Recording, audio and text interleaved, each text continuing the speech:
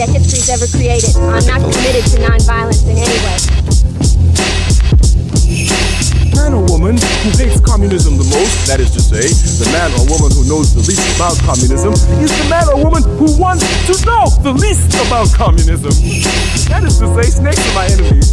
They come to bite me, and I don't even want to know what they look like. So we're going to see about stopping, regardless of what these people think we should do. Because school is not important, and work is not important.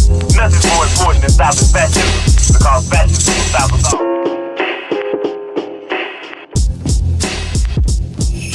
Yo. What up? What up? What's going on? Welcome back to the Forest Pod. Yeah. What is the Forest Pod? I seem really quiet. You got my. Turn my mic up. That's good.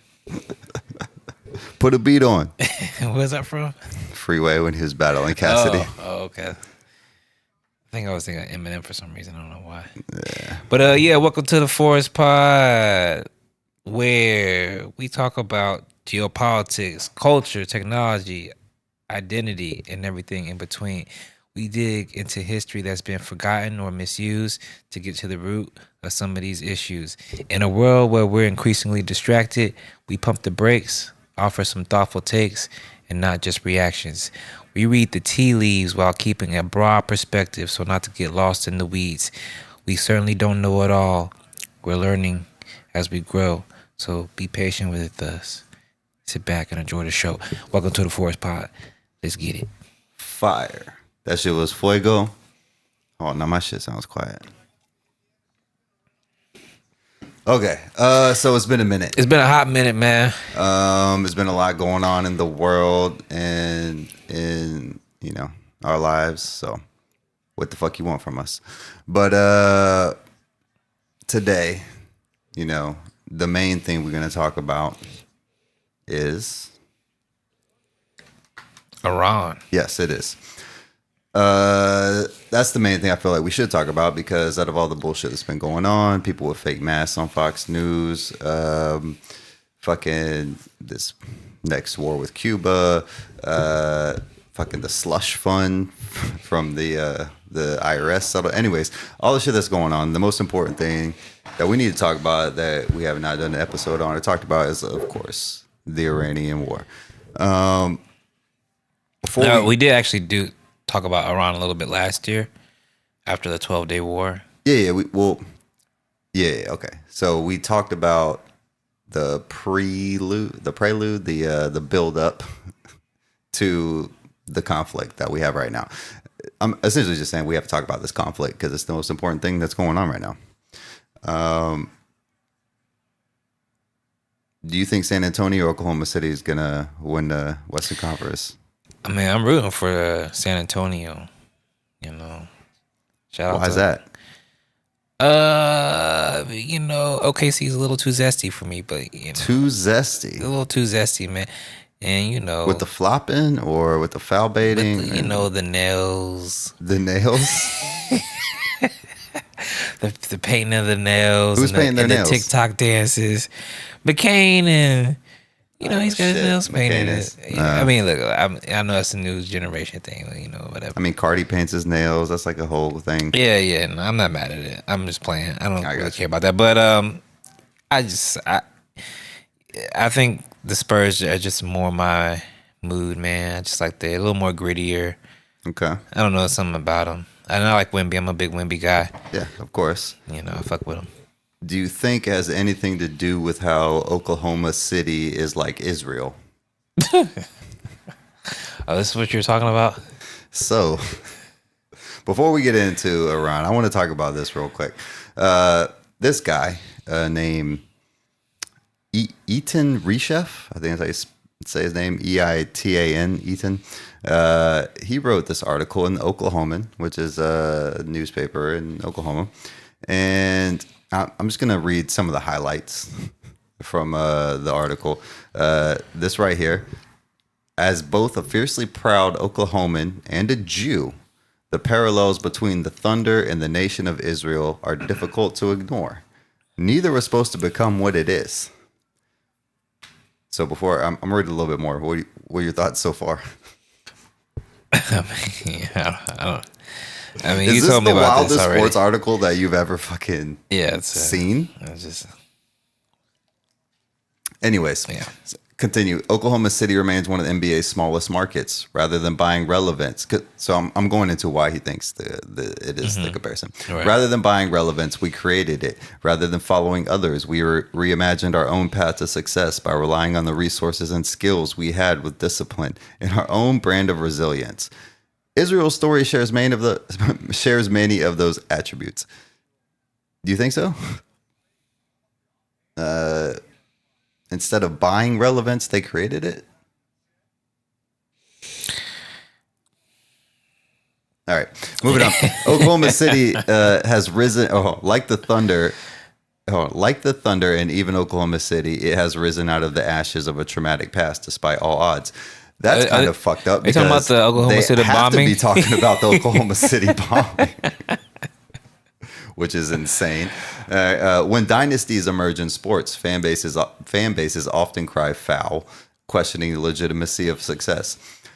Oklahoma City is probably going to be a dynasty, or at least one of the top teams in the league for sure for like the next 5 years. They've already won Shea's last 2 MVPs.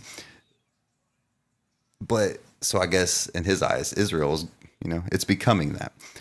Israel experiences a similar phenomenon on a far more consequential stage. When Israel thrives across the spectrum of global stages, many observers convert healthy criticism into rabid animosity.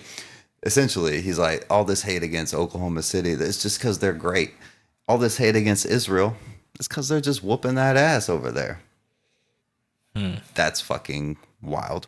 That reaction says less about Israel or the Thunder than it does about our human nature. We're comfortable with underdogs. What unsettles us is when underdogs stop behaving like victims and consistently triumph. Anyways, the last part. The Thunder are not hated because they somehow gamed the system. They're hated because they mastered it. Israel is not obsessively scrutinized because it failed, but due to its success, despite deeply rooted envy and darker historical motives. So look, part of me is like, yeah, I agree. Like, people hate Israel because they're successful in their genocide and colonialism and takeover of Palestine. So that's kind of right. I don't think people hate the Thunder for their success, though. I think they hate it because, they're foul merchants, and yeah, it's just not fun to watch. But also, Oklahoma was a settler state. That I think it was considered part of Indian territory at some point, which I guess all the country was. Yeah. But I think it was like one of those frontier states. They definitely have a lot of Indian culture like that they adopted. Right. So yeah, they do have a lot of things in common with Israel, I guess. I hate the word settlers now. It's just crazy how like when it's taught to us, it's you envision like pioneers settling a place where no one lives. Oregon Trail. Yeah, exactly. Like I just found this huge place where no one lives, so all I'm just gonna settle it. But so all right, I was thinking if OKC is Israel, are the Spurs Iran? All right, before you answer, the Spurs are in Texas. What does Texas have? Oil. A lot of oil. What does Iran have? Oh, I like this A lot analogy. of oil. Okay, think about this. The Spurs offense. Wemby, Vassell, Champagne, 3-point shooters. Wemby, Castle, and Harper attack the rim. They got a long range and a close range threat. Mm-hmm. What does Iran have? Ballistic missiles, long range threat. Fleet of speedboats with RPGs for close range attacks. Wow. Their offense is the same. Okay. Defense. Wemby, the middle. They shut down the paint. All right. Iran, their defense was they shut down the Strait of Hormuz. Oh, wow. Okay. I like where you're going with this. You did some work on this. Coach Pop. I got more. Coach Pop. Even in retirement, he's a respected elder leader. He's not running day-to-day operations, but his presence is felt throughout the entire organization. Who does that remind you of? Ayatollah Khomeini? Oh, okay. Ayatollah. Pop's the Ayatollah. Well, Ayatollah Khomeini was the pop, or he was, but like imagine if Imagine if OKC assassinated Pop. Not only was Adam Silver cool with it, he actually helped him by telling OKC which hotel he was staying in. It's pretty fucking crazy. Wow. The analogy keeps going. All right, one last one. Castle. He was injured at the end of last season. He's coming off a double shin injury he had over the summer. His recovery plan recommended 100 days of rest. That's 50 days per shin, just like Iran. Persian.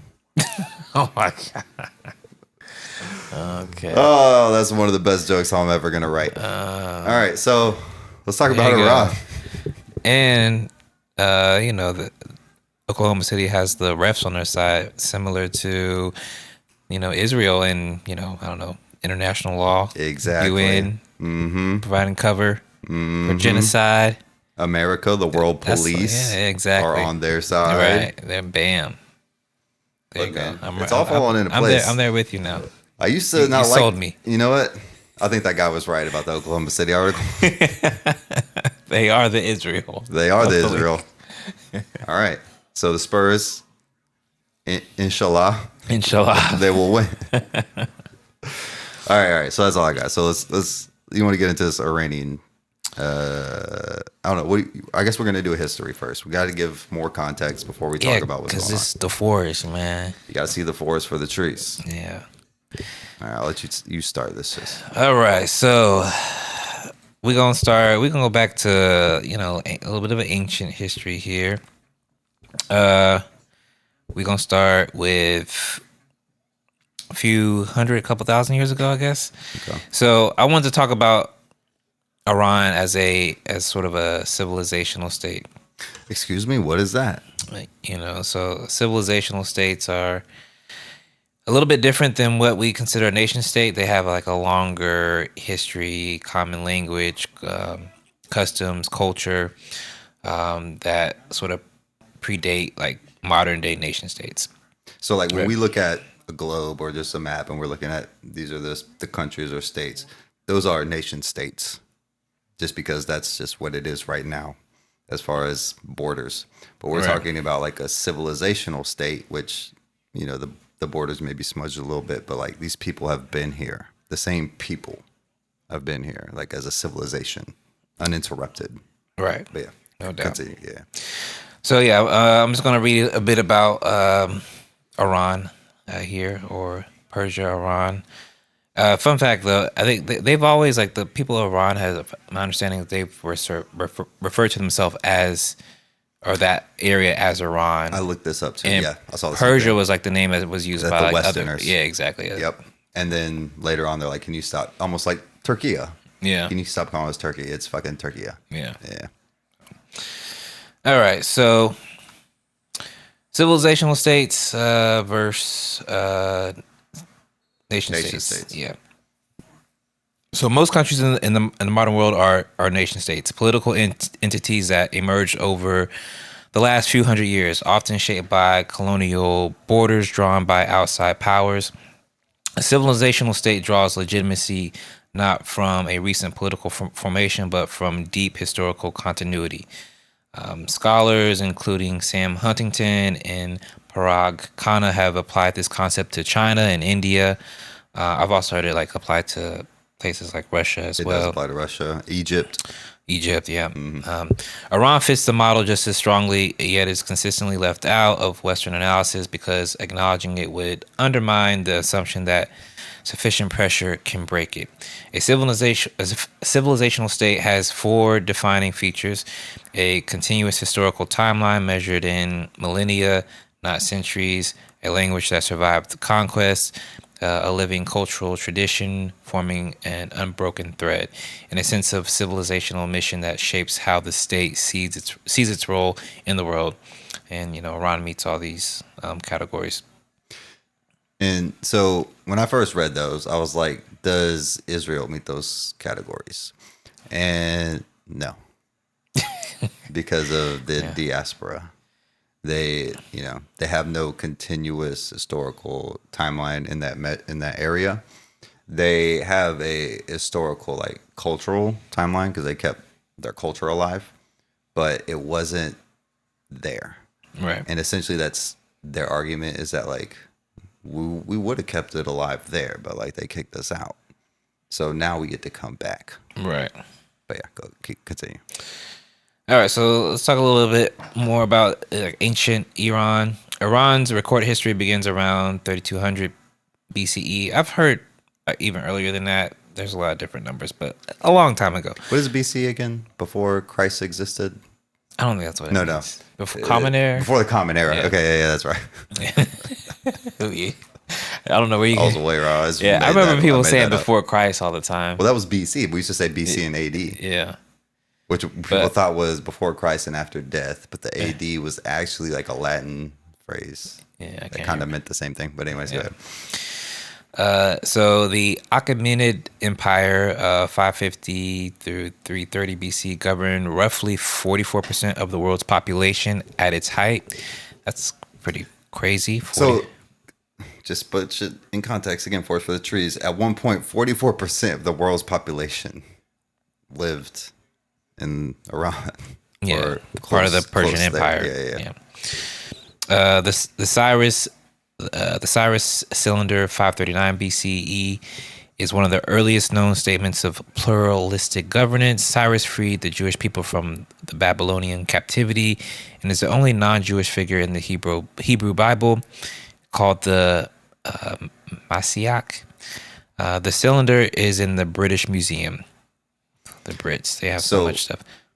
This part specifically right here. So the Jews got kicked out, and whenever Cyrus and the Achaemenid or whatever empire took over that area, like the Jerusalem, Israel, Palestine area, whatever you call it, they said the Jews could come back. So just let everybody know, the Persians were nice to the Jews. Keep going. Yes, well, Cyrus allowed the Jews to go back to Israel to rebuild their temple. Right. Which is why they're like, he's in the Hebrew Bible. Right, exactly. That's why they call them the Messiah or whatever that is. Yeah. So Iran has been trying to get that cylinder, I guess, back for decades that Cyrus was responsible for. It's still in the British Museum, just like a lot of other global South artifacts that need to be returned. Let's just go back. The Cyrus Cylinder is one of the earliest known statements of pluralistic governance. What was pluralistic governance? Just like he didn't.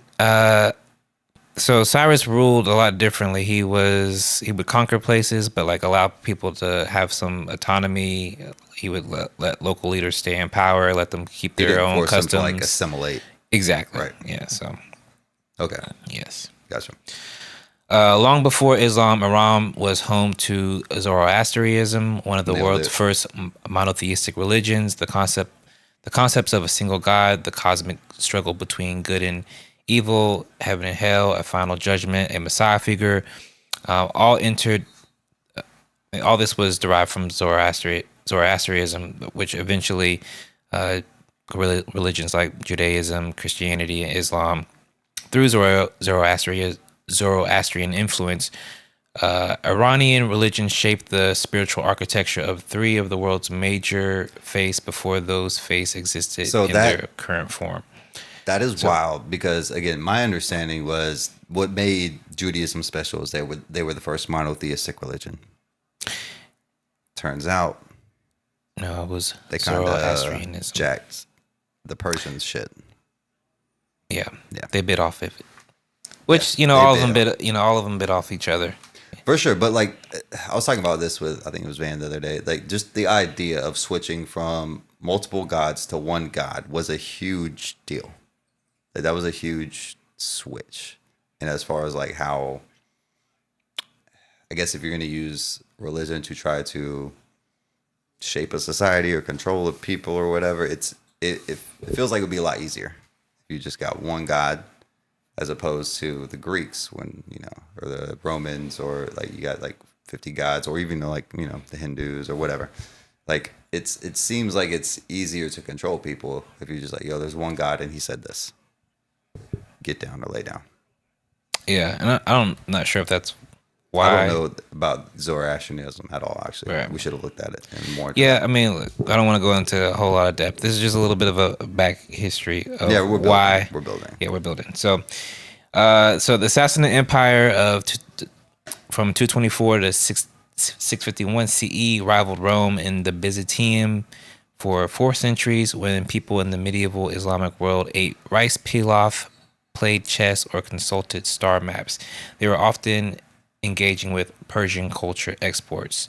So whenever people always talk about, remember that was a trend. How often do you think about the Roman Empire? Like people think about Roman Empire, and I've definitely heard of Byzantium Empire, but like at the same time, there was this Persian Empire, and like rice pilaf, chess, star maps. That was their shit. You know what else was exported from them? Rugs. I just made that up because of the Persian rugs. But yeah, keep going. Actually, my bad. Go ahead. So I want to talk about language next, because this is a very, very important part of the history and what makes a civilizational state civilizational. For sure. How Iran survived its conquest. So people don't know, Persia, Iran, whatever you want to call it, they were invaded a bunch of times, and throughout all those invasions, they were sort of able to maintain their identity, their language, and all this. Another difference with Israel, real quick. Like when they were conquested, they were kicked out and scattered, whereas Iran was conquested and they were able to stay there and keep their culture alive. And one of the main ways they did that was through language. But yeah, go ahead. Absolutely. So one of the more extraordinary facts about Iranian civilization: Farsi is still spoken today, largely unchanged in its literary form as it was written by poets over 1,000 years ago. Every other major civilization the Arab armies conquered eventually adopted Arabic as its primary language. Countries like Egypt, Syria, Iraq, North Africa all became Arabic-speaking peoples, but not Iran. Within 200 years of the Arab conquest, Iranians had developed New Persian as a literary language. Ferdowsi's Shahnameh, 60,000 verses, was a deliberate act of cultural resistance. Rumi, Hafez, Sadi, Omar Khayyam Nailed it. are the shared cognitive architecture of a civilization. Persian became a literary and court language from Istanbul to Delhi for 5 centuries. And I remember reading, or I can't remember if I saw it in a video or something, but this 60,000 verse thing was like, you can still like go back and read it today, which is amazing. Like a lot of times when you think of these societies, these people can literally go back and read stuff that people wrote thousands of years ago. Yeah. In their language. Yeah. So I mean, same with like China. Like, so it's not even like a mistranslation. You can read it the way they meant it to be. Yeah. Right. And the guy who they're referring to, who wrote that 60,000 verse, I mean, he did that, as I said, as a cultural resistance. It was like, we're not going to accept Arabic as our language. This is going to preserve our identity. And he did that for that purpose. And they still referred back to those verses to this day. That's hard. You know who's doing that right now? Kneecap. Oh yeah, you're talking about. So this is a part of like Kneecap, their Irish rap group, and they rap in Irish is what they call it. I know people call it Gaelic. They said just call it Irish. I don't know why. But regardless, they think it's very important to keep your native tongue alive to, not go along with the British colonizers speaking English, essentially. To keep their culture alive. So yeah, it makes perfect sense that this is the exact same thing that the Iranians did. And also, all right, so there's a conflict.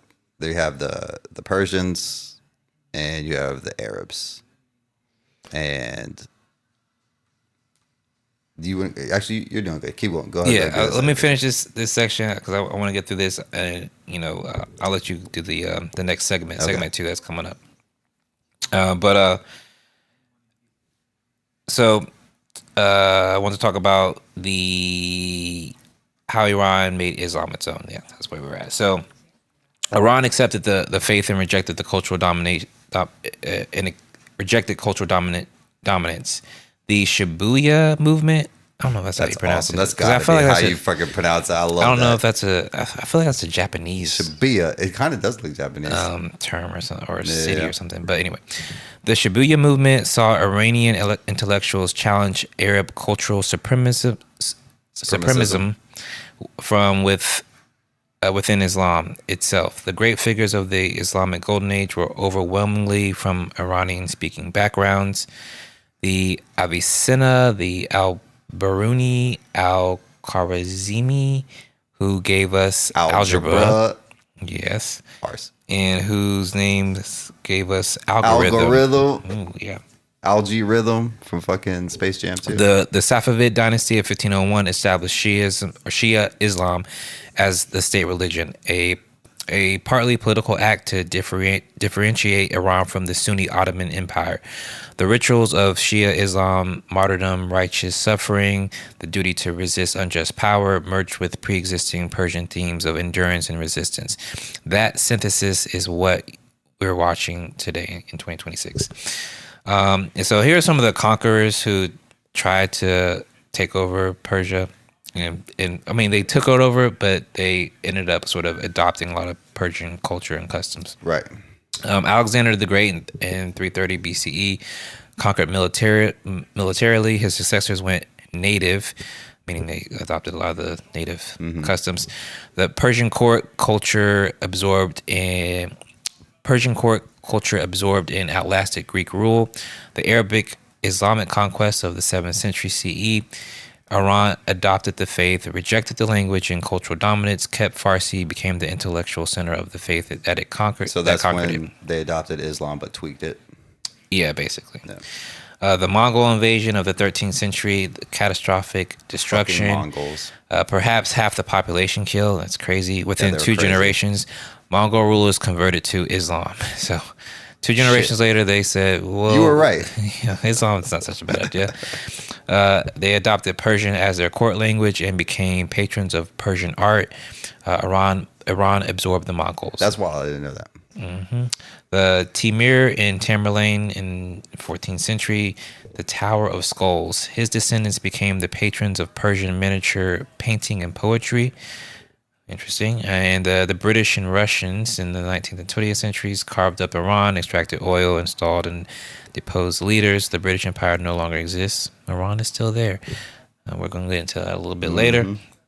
So anyway, and a little bit about Iran's diversity here. Persians make up around 61% of Iran's 88 million people. I heard this. That is crazy. People don't understand. 88 million people live in Iran. But yeah, go ahead. Yeah, I think it's actually, I don't know where I got these numbers from. I think it's closer to like 93 million now. It might be a little outdated where I pulled these from. Gotcha. Or where Claude pulled them from. Iran is also home to Azerbaijanis, which is 60%. Kurds are 10%. Arabs, Slurs, Baluchis, Turkmen, and others. Turkmen? That's what you call people from Turkey? Yep, they're the Turkic people. Okay. Iran has constitutionally recognized religious minorities. Armenian and Assyrian Christians, Jews, Zoroastrians all hold reserved seats in parliament. Iran has one of the oldest continuously existing Jewish communities in the world, predating the Islamic conquest by more than 1,000 years. That's crazy. Western media often frames the Iran-Saudi rivalry as a straightforward Shia-Sunni religious war. This is reductive. That's what I thought. Iran's support for Sunni groups like Hamas. Hamas is Sunni. Yep, Sunni Islamic Jihad is also Sunni in Palestine. Shows that Iran's alliances follow anti-imperialist and anti-Zionist logic and not purely sectarian. So yeah, that's pretty much it. I just wanted to give a little bit of a background about Iran's history. It's been around for a long time. And I think it's important to understand its history and its resilience as a sort of a society, as a people, as a culture, etc. Because a lot of times in the West, these countries get reduced to, just, brown people over there that we're bombing, that are uncivilized, or, just they're backwards or what have you. They're radical Savages. savages. That's another one. Barbaric. You know, they try to dehumanize these people, but you know, as you can see, if you look into their history a little bit, they were responsible for a lot of the civilizing, quote unquote, civilizing of the Western world. You know, people like, you know, Alexander the Great adopted many of the Iranian He sure customs and did. culture. So They created fucking algebra. algebra, man. So yeah, it's yeah. important. And I also think that it's important, the last little part that you were reading there about they support certain Sunni groups too, because I think part of the Western propaganda is that Iran is Shiite, the other ones are Sunni, Saudi, other Arab countries are Sunni. That's why they don't like each other. Right. No, there's a history of Persian and Arab, you know, conquest and conquer, and fucking like they try to take them over, and it's less about the religion than you think. Right. It's really geopolitical, and it's Right. about like civilizational states. Right. So, and yeah, I don't know. I just think that's very important to point out. Right. Yeah, I mean the part where it talks about the Safavid dynasty, like the reason I forget the name of the ruler at the time, but that particular dynasty, he made Shia the state religion as a way to keep their agency of, because the Ottoman Empire was so powerful at the time. Right. So he was like, we're going to maintain our Persian identity by making Shia sort of the state religion. Right. So it's, you know, it was less about like these theological splits, which it did exist, but, you know, there's also this geopolitical part of it that's always been there, which, you know, often gets overlooked. And again, with the Zoroastrianism, if that's where monotheistic religion originated, it's not too crazy to think that, you know, they would accept Islam, you know, the most recent monotheistic religion at the time. So in a sense, and also they just, you know, they took it and tweaked it to their culture. So it's not a weird religious thing over there. Like everything, it's geopolitics. And real quick, I mean, one of the main reasons I want to go over the back history is also, as we're going to get into this, is to talk about, you know, why this was such a miscalculation to think that Iran was going to just fall in a day. If you just look at their history, these people have been through a lot. They've been here thousands of years. It was very naive to think that we could just go to war with them and that they would just collapse and Absolutely. that they wouldn't rally around the flag. So yeah, that's why I want to talk about the history. But moving on. All right, moving on. Let's talk about a century of Western interference. All right, the Kahar dynasty in the age of concessions. By the 19th century, the Kahar dynasty was weakening. It was caught between Britain and Russia. In 1901, William Knox d'Arcy secured the exclusive right to prospect for oil across a territory larger than Texas and California combined, because Iran is huge, in exchange for 20,000 pounds and a promise of 16% of future profits. The Anglo-Persian Oil Company, the direct predecessor of BP, was born from this arrangement. So essentially, yeah, the Kahar dynasty was weakening. They allowed these British fucking fuckers to come in here and take some of the oil, and that company became what's now known as British Petroleum. For decades, Britain extracted massive wealth from Iranian oil while returning almost nothing. At its peak, the company paid more in taxes to the British government than it paid in royalties to Iran. So this fucking company is taking all this oil from Iran and paying more in taxes to their own government than they are to the country they're taking it from.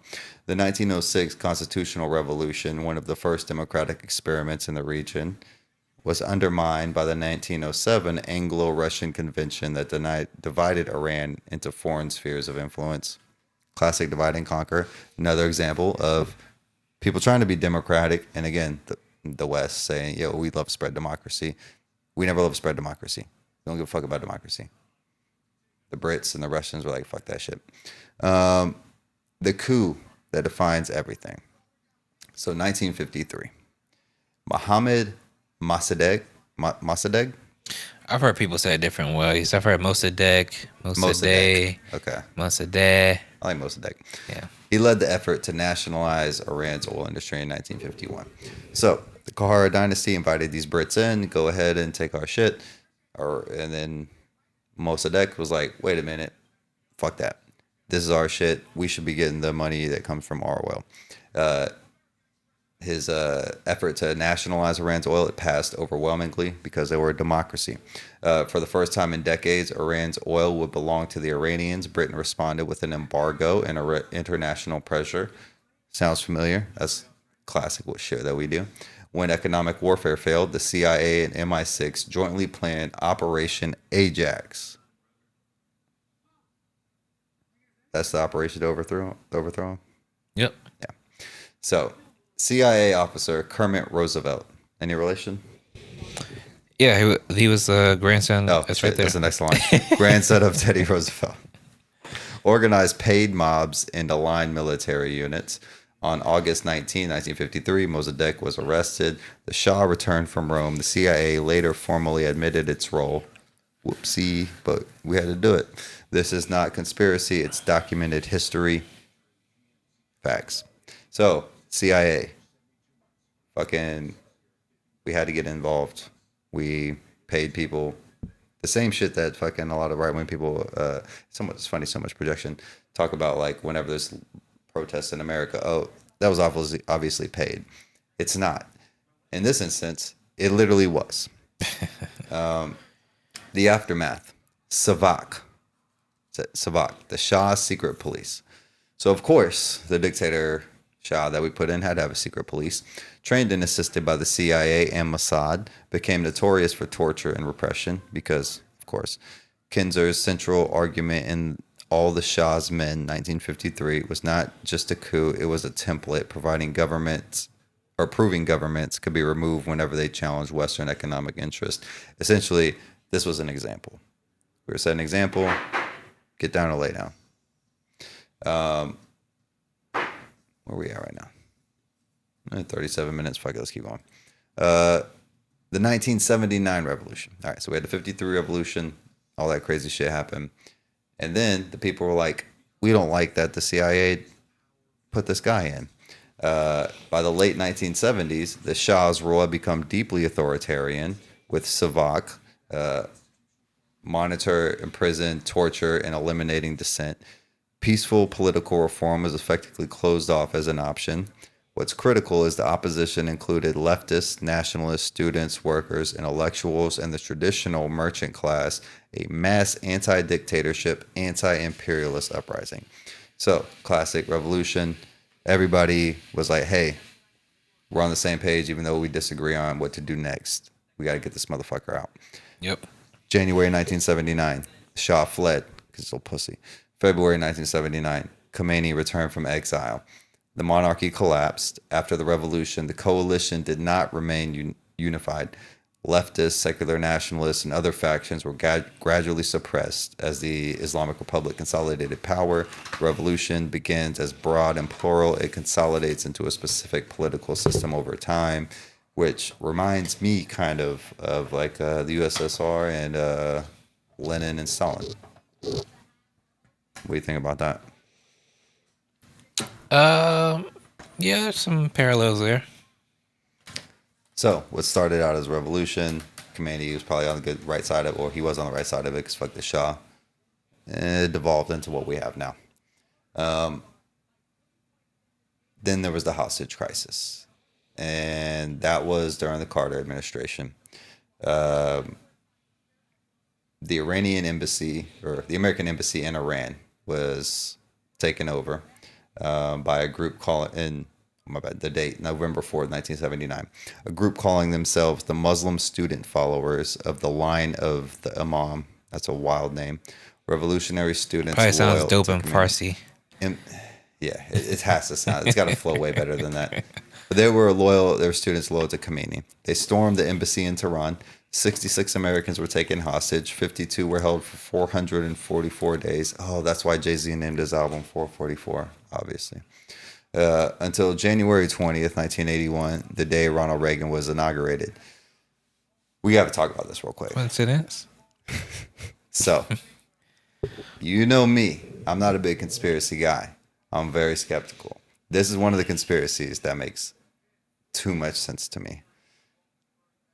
Carter, it's a election year. He's dealing with this hostage situation for over a year. The Reagan administration talks to somebody in Iran and says, hey, don't release the hostages until after the election. And if I get elected, I'll do the sweet deal with you. And then you release the hostages and make me look good. We'll hook you up. And that's exactly what the fuck happened. Coincidence? Probably not. I don't think so. Anyways, all right, moving on. The students stated demands. The U.S. must return the Shah so we can fucking kill him, who had fled to America for cancer treatment. Fuck cancer. So that he could face an Iranian Revolutionary Tribunal. The U.S. refused.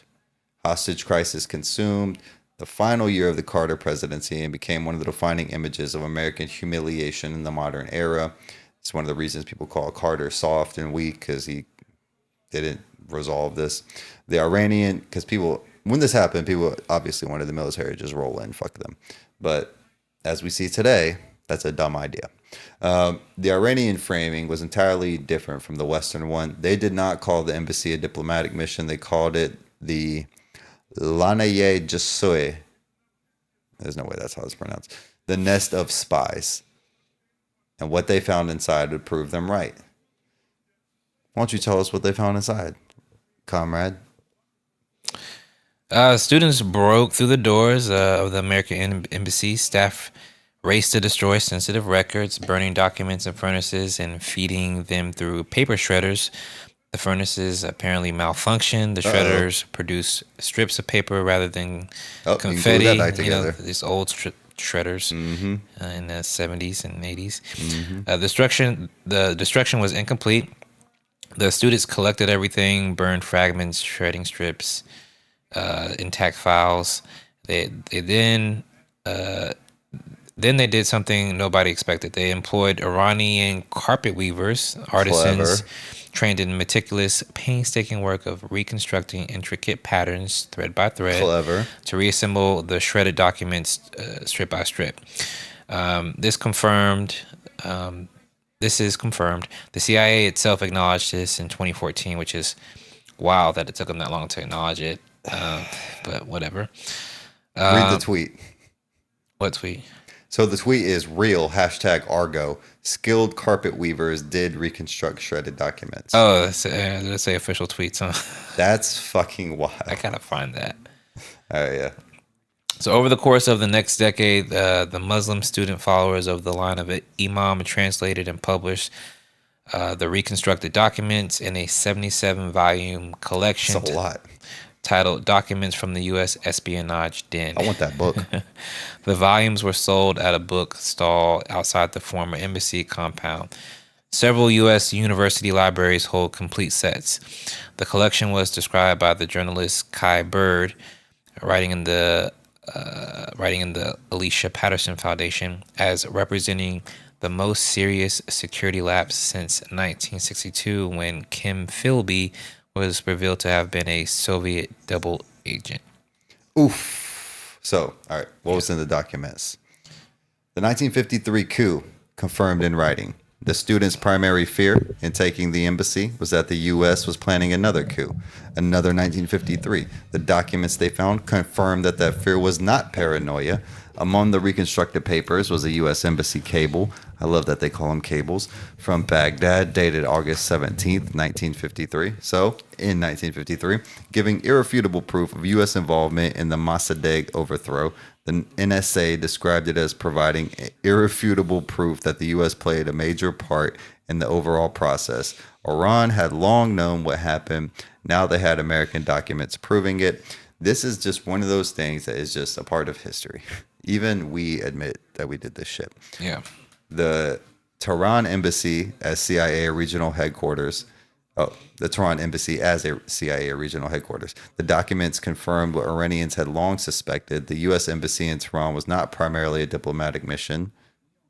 Steve Kerr's dad, I'm looking at you. It was one of the CIA's most important operational hubs in the entire Middle East and Central Asia. The Encyclopedia Aranica, love that, states directly that the students labeled it the headquarters of the CIA in the Middle East. Bingo. The documents covered operations ranging from Mossad coordination to detailed profiles of Iranian intellectuals, politicians, and dissidents. You know, Mossad be killing Iranian intellectuals to this day. Yeah. Let's talk about the rat lines. You know what a rat line is?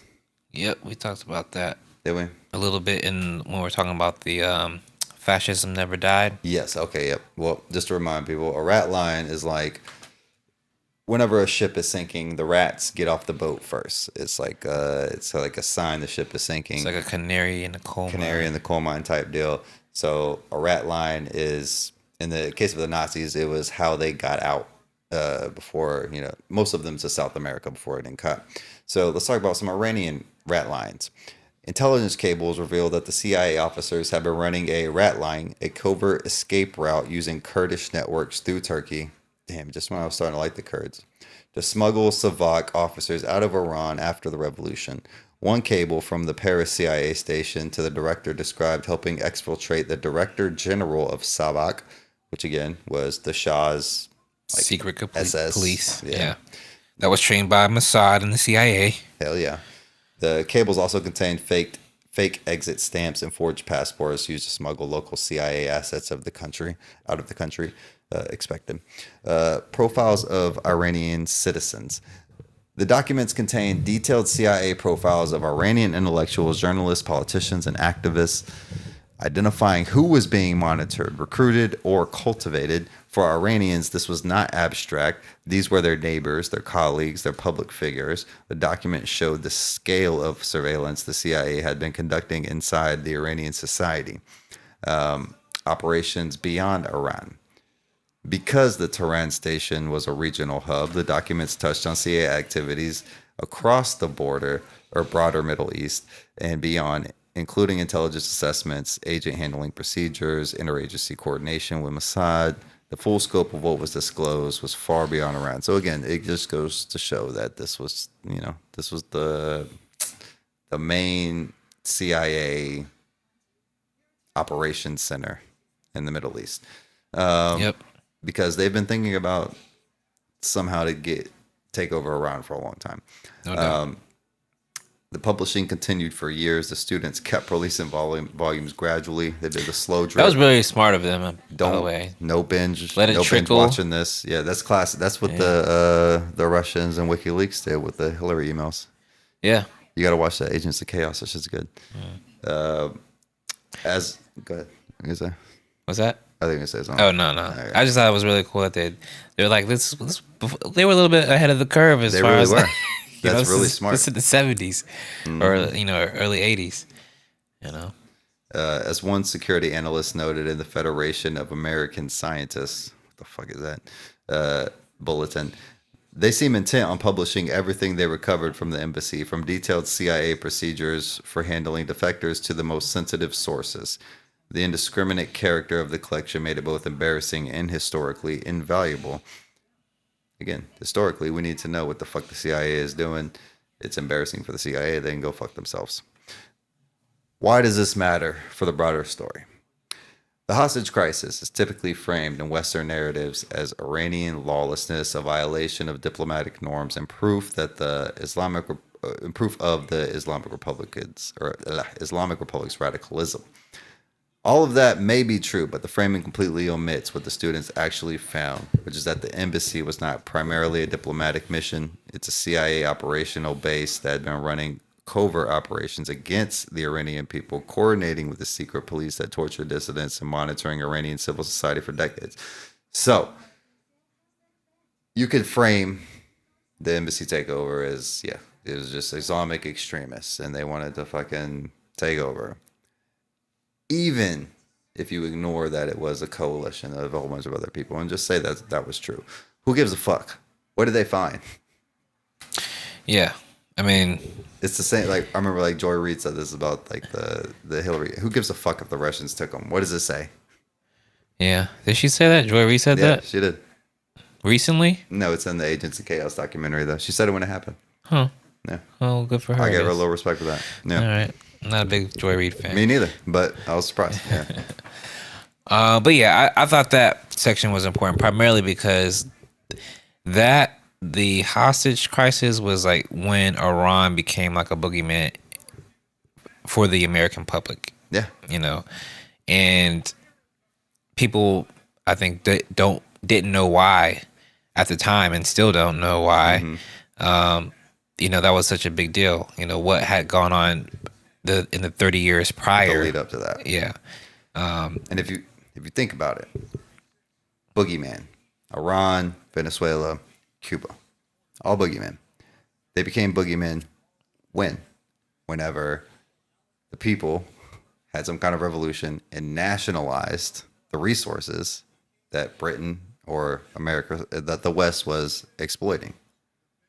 That's when they became a problem. Like even right now with Cuba, they have no national security threat. It's literally just because Marco Rubio is still mad that his family had to move when the revolution happened and they nationalized everything.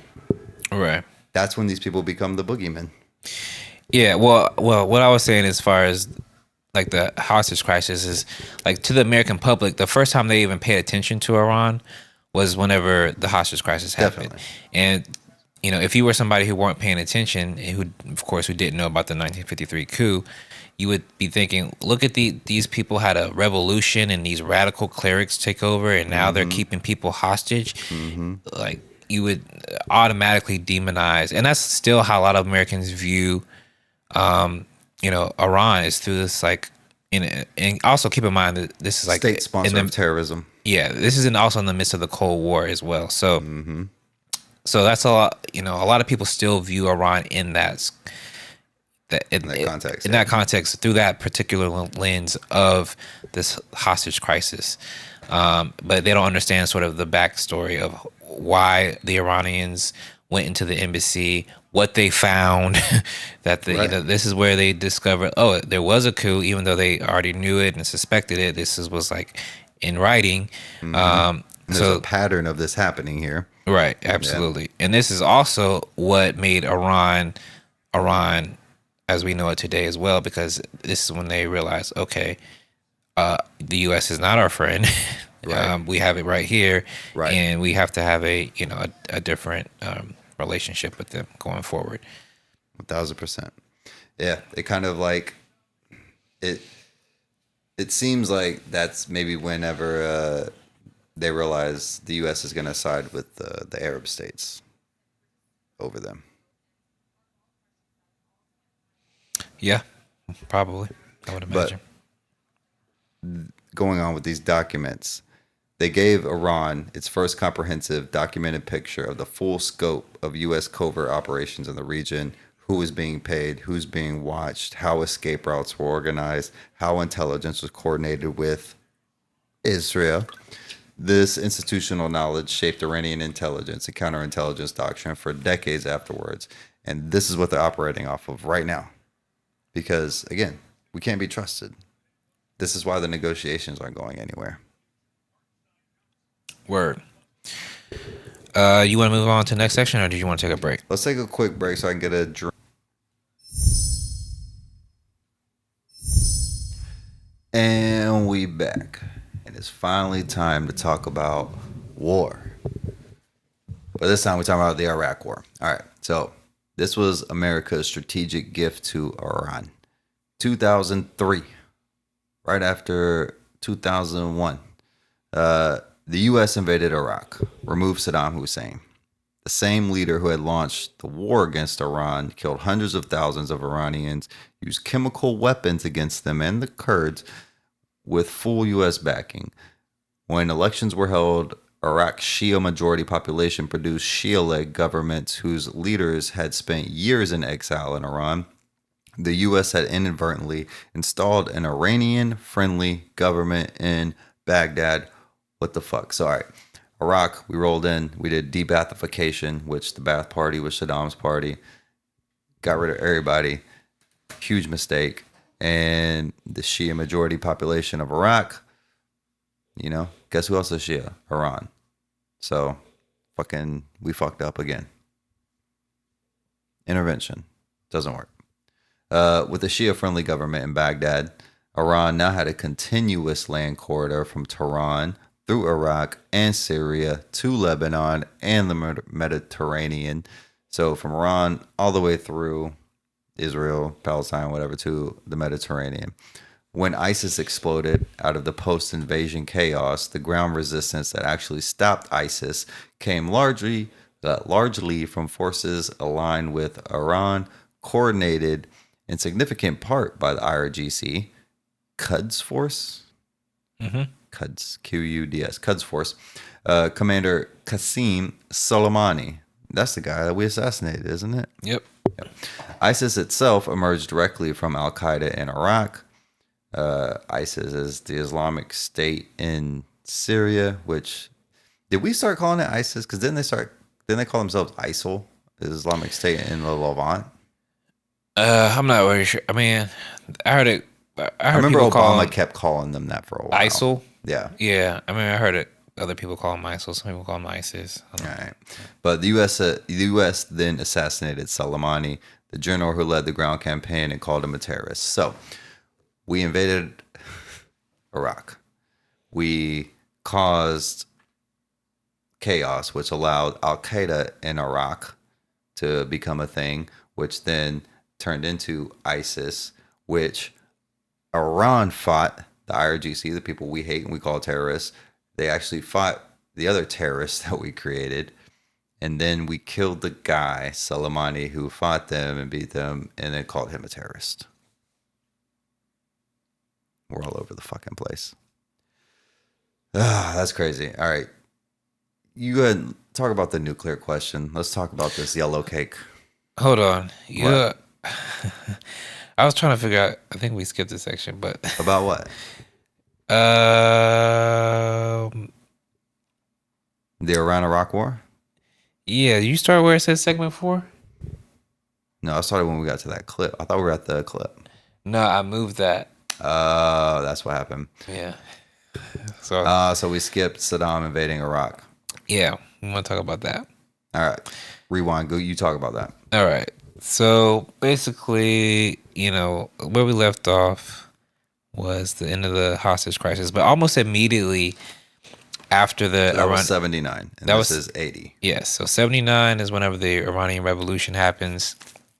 And then almost immediately after that is whenever the Iran-Iraq war happens. So September 1980, Saddam Hussein's Iraq invaded Iran. The timing was deliberate. Iran had just gone through a revolution. It was politically unstable, militarily reorganizing, internationally isolated. Iraq's invasion was backed directly and indirectly by the United States, the Soviet Union, France, West Germany, and Gulf monarchies. That's pretty wild. Yes. It was like the whole world against Iran versus the world. Yeah, exactly. 20v1, like Kendrick versus Drake. Intelligence sharing, financial backing, weapons, satellite imagery, and diplomatic cover was provided by the West broadly and the Soviets. Iraq used chemical weapons extensively, mustard gas and nerve agents. Agent Orange. Against both Iranian troops and Kurdish civilians. The international response was minimal. By 1988, the war ended with no major territorial changes. Iran preserved its sovereignty, repelled invasion, and maintained its political system against a globally backed assault. So we supported Iraq invading Iran along with Soviet Union, a lot of the West, and they won. Yes. We'll talk about. I think that's important to understand because this kind of gives you an idea of why Iran is the way it is today. Like, you got to imagine, they go 1953. There's a coup. They're under a authoritarian dictator that's backed by the West for almost 30 years. 1979, they have a revolution. Immediately after that revolution, they're invaded by Iraq with the help of the Western powers and even the Soviet Union. So this is something that is sort of cemented in the minds of the Iranian people. This Are you like telling me Iran doesn't have the right to exist? no, that's not what I'm telling you.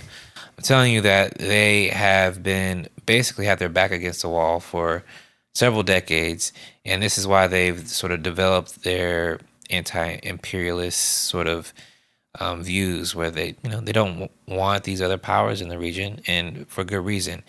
And also, this is why they felt a reason to develop, their, as we're going to go into more, the ballistic missile program and these drones is asymmetric warfare. It's because they understood that they can't really trust anybody. This will probably happen again. Yeah, even the Soviet Union was aligned, with the West, kind of, to try to take out the new leadership after the '79 revolution. So we're going to get into this a little bit later, probably, but a lot of the criticism around what's going on today that you hear kind of on the left is like, why isn't Russia doing more? Why isn't China doing more? Right. Et cetera. Yes. And part of the reason is Iran doesn't want that much help. They're not trying to rely on them. Yes, and this is the history that explains that. Once you understand this history, you understand why they're very cautious about depending on outside powers. Facts. So anyway. And anyways, I just made that joke because that's Israel's like, we've been under constant attack ever since we were created. We don't have a right to exist. Right. Well, what about Iran? They're not allowed to defend themselves. Of course they are. Yeah. It's just funny because Israel's the imperialist power that's fucking taking over people, and then they took the excuse from people that were defending themselves and said that's what we're doing. Right. But yeah. So then the Iraq War happened. Yada yada yada yada yada. All right. So I want to talk a little bit about their sort of post-war strategy after the Iraq War. And I should say that I didn't have it noted here, but I think it was the first Ayatollah Khomeini. I think he dies towards the end of that war, and then this is when the Ayatollah Ali Khamenei takes power. Like I think in around 88, 89, somewhere. Okay. Like right after the end of the war. I'm pretty sure the Iran-Iraq War. So after the war, Iran faces a structural reality. It cannot compete with the United States and its allies in conventional military terms. Instead, Iran develops a strategy based on deterrence, asymmetry, and cost imposition. Iran invests heavily in ballistic missiles, drone technology, and decentralized warfare capabilities, not because it prefers this model, but because sanctions and isolation left it with no viable option. Yes. Iran builds relationships with indigenous resistance movements across the region. Hezbollah emerged from Israel's occupation of Lebanon in 1982. Hamas and Islamic Jihad emerged from Israel's occupation of Palestine. The Houthis emerged from decades of marginalization in Yemen. The Popular Mobilization Forces in Iraq emerged from the existential crisis produced by ISIS. These movements were not created by Iran. They emerged from local conditions, occupation, invasion, and political exclusion, long before they developed relations with Iranian leadership. So yes, this is very important. Yes, absolutely. They did not. Again, it's framed as Iran has all these proxies, and like it's almost under the idea that they created them. That's not what happened.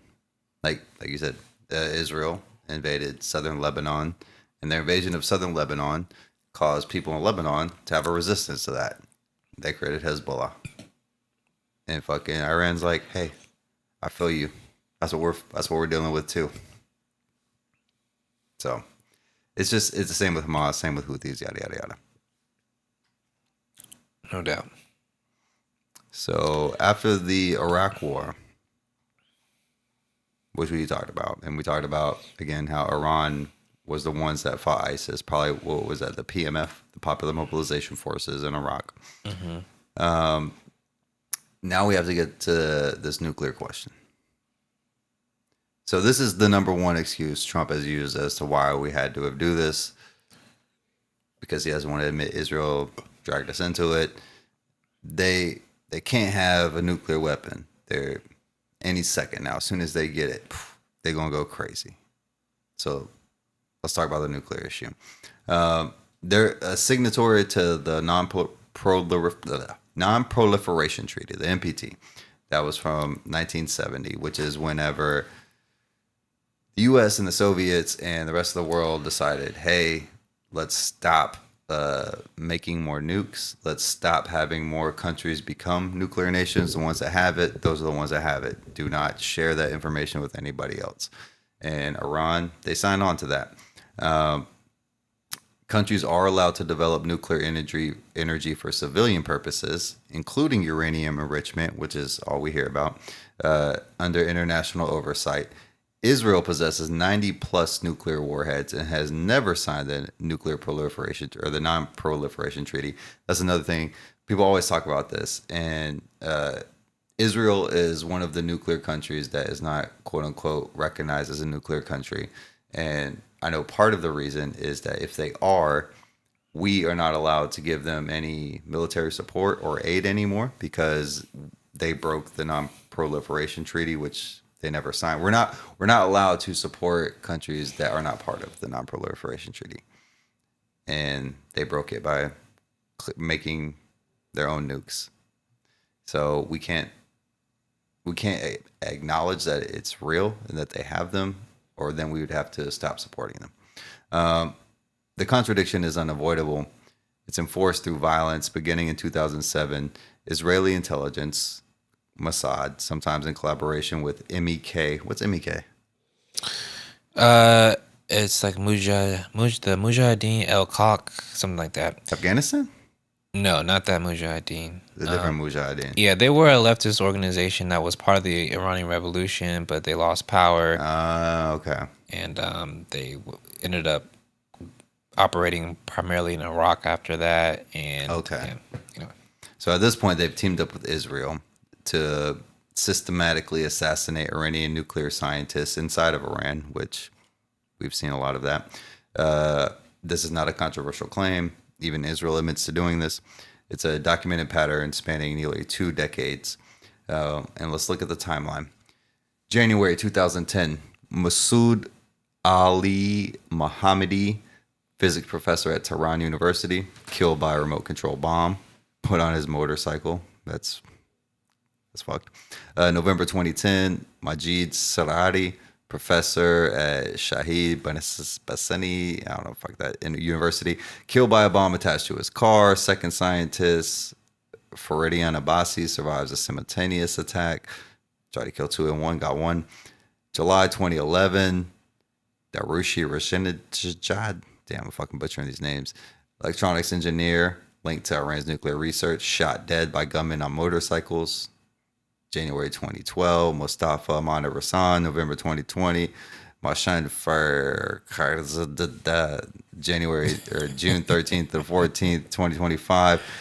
In 2 days, in 2025, 9 Iranian nuclear scientists were killed in coordinated Israeli strikes as part of Operation Rising Lion, gay name, the opening of the 12-day war, including Faridun Abbasi, who had survived the 2010 attempt 15 years earlier. So whenever they tried to get a 2 with 1, he survived. They caught him 15 years later.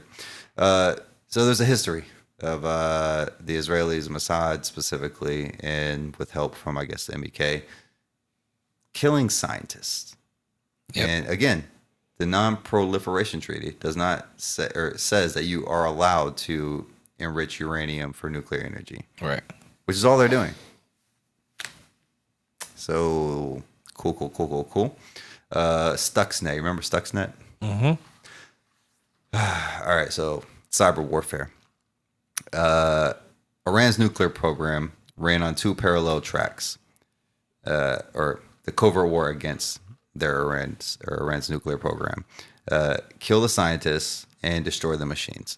The second track, they did that with Stuxnet. Stuxnet's a computer computer worm virus, a joint U.S.-Israeli cyber weapon, but let's be real, it was developed by Mossad. It's the most sophisticated malware ever deployed at the time. This is why it made the news, because it was fucking really good malware. discovered in 2010 and specifically engineered to physically destroy Iran's uranium enrichment centrifuge at Natanz. Operation was codenamed Olympic Games. What the fuck? Begun under George W. Bush and continued and expanded under Obama because he sucks too. So yeah, essentially, again, they're trying to enrich uranium for nuclear energy, and we're just like, nah, fuck all that. What made Stuxnet extraordinary was its precision and its deception. It caused Iran's centrifuges to spin at incorrect speeds. Real quick, cyber warfare. This is one of the most, common threat vectors. Is you want to get access to any kind of infrastructure. If it's any kind of energy infrastructure, you can then just fuck with the dials and cause it to break. That's essentially what Stuxnet did to their uranium enrichment. It destroyed approximately 1,000 centrifuges, a fifth of Iran's operational capacity. That's wild. And set back Iran's enrichment program by an estimated 2 years. David Sanger of the New York Times reported that the Obama administration actively expanded the program even after Stuxnet accidentally escaped beyond its intended target and spread globally. So that was another thing. This malware was so dangerous, whatever, potent, useful, that if it got out there, it could be used by nefarious actors. And they didn't give a fuck. They're like, whatever, because it's obviously going to get out there. The legal reality. Stuxnet's not surveillance. It's espionage. Spy program. Is deliberate physical destruction of another country's sovereign industrial infrastructure. War crime.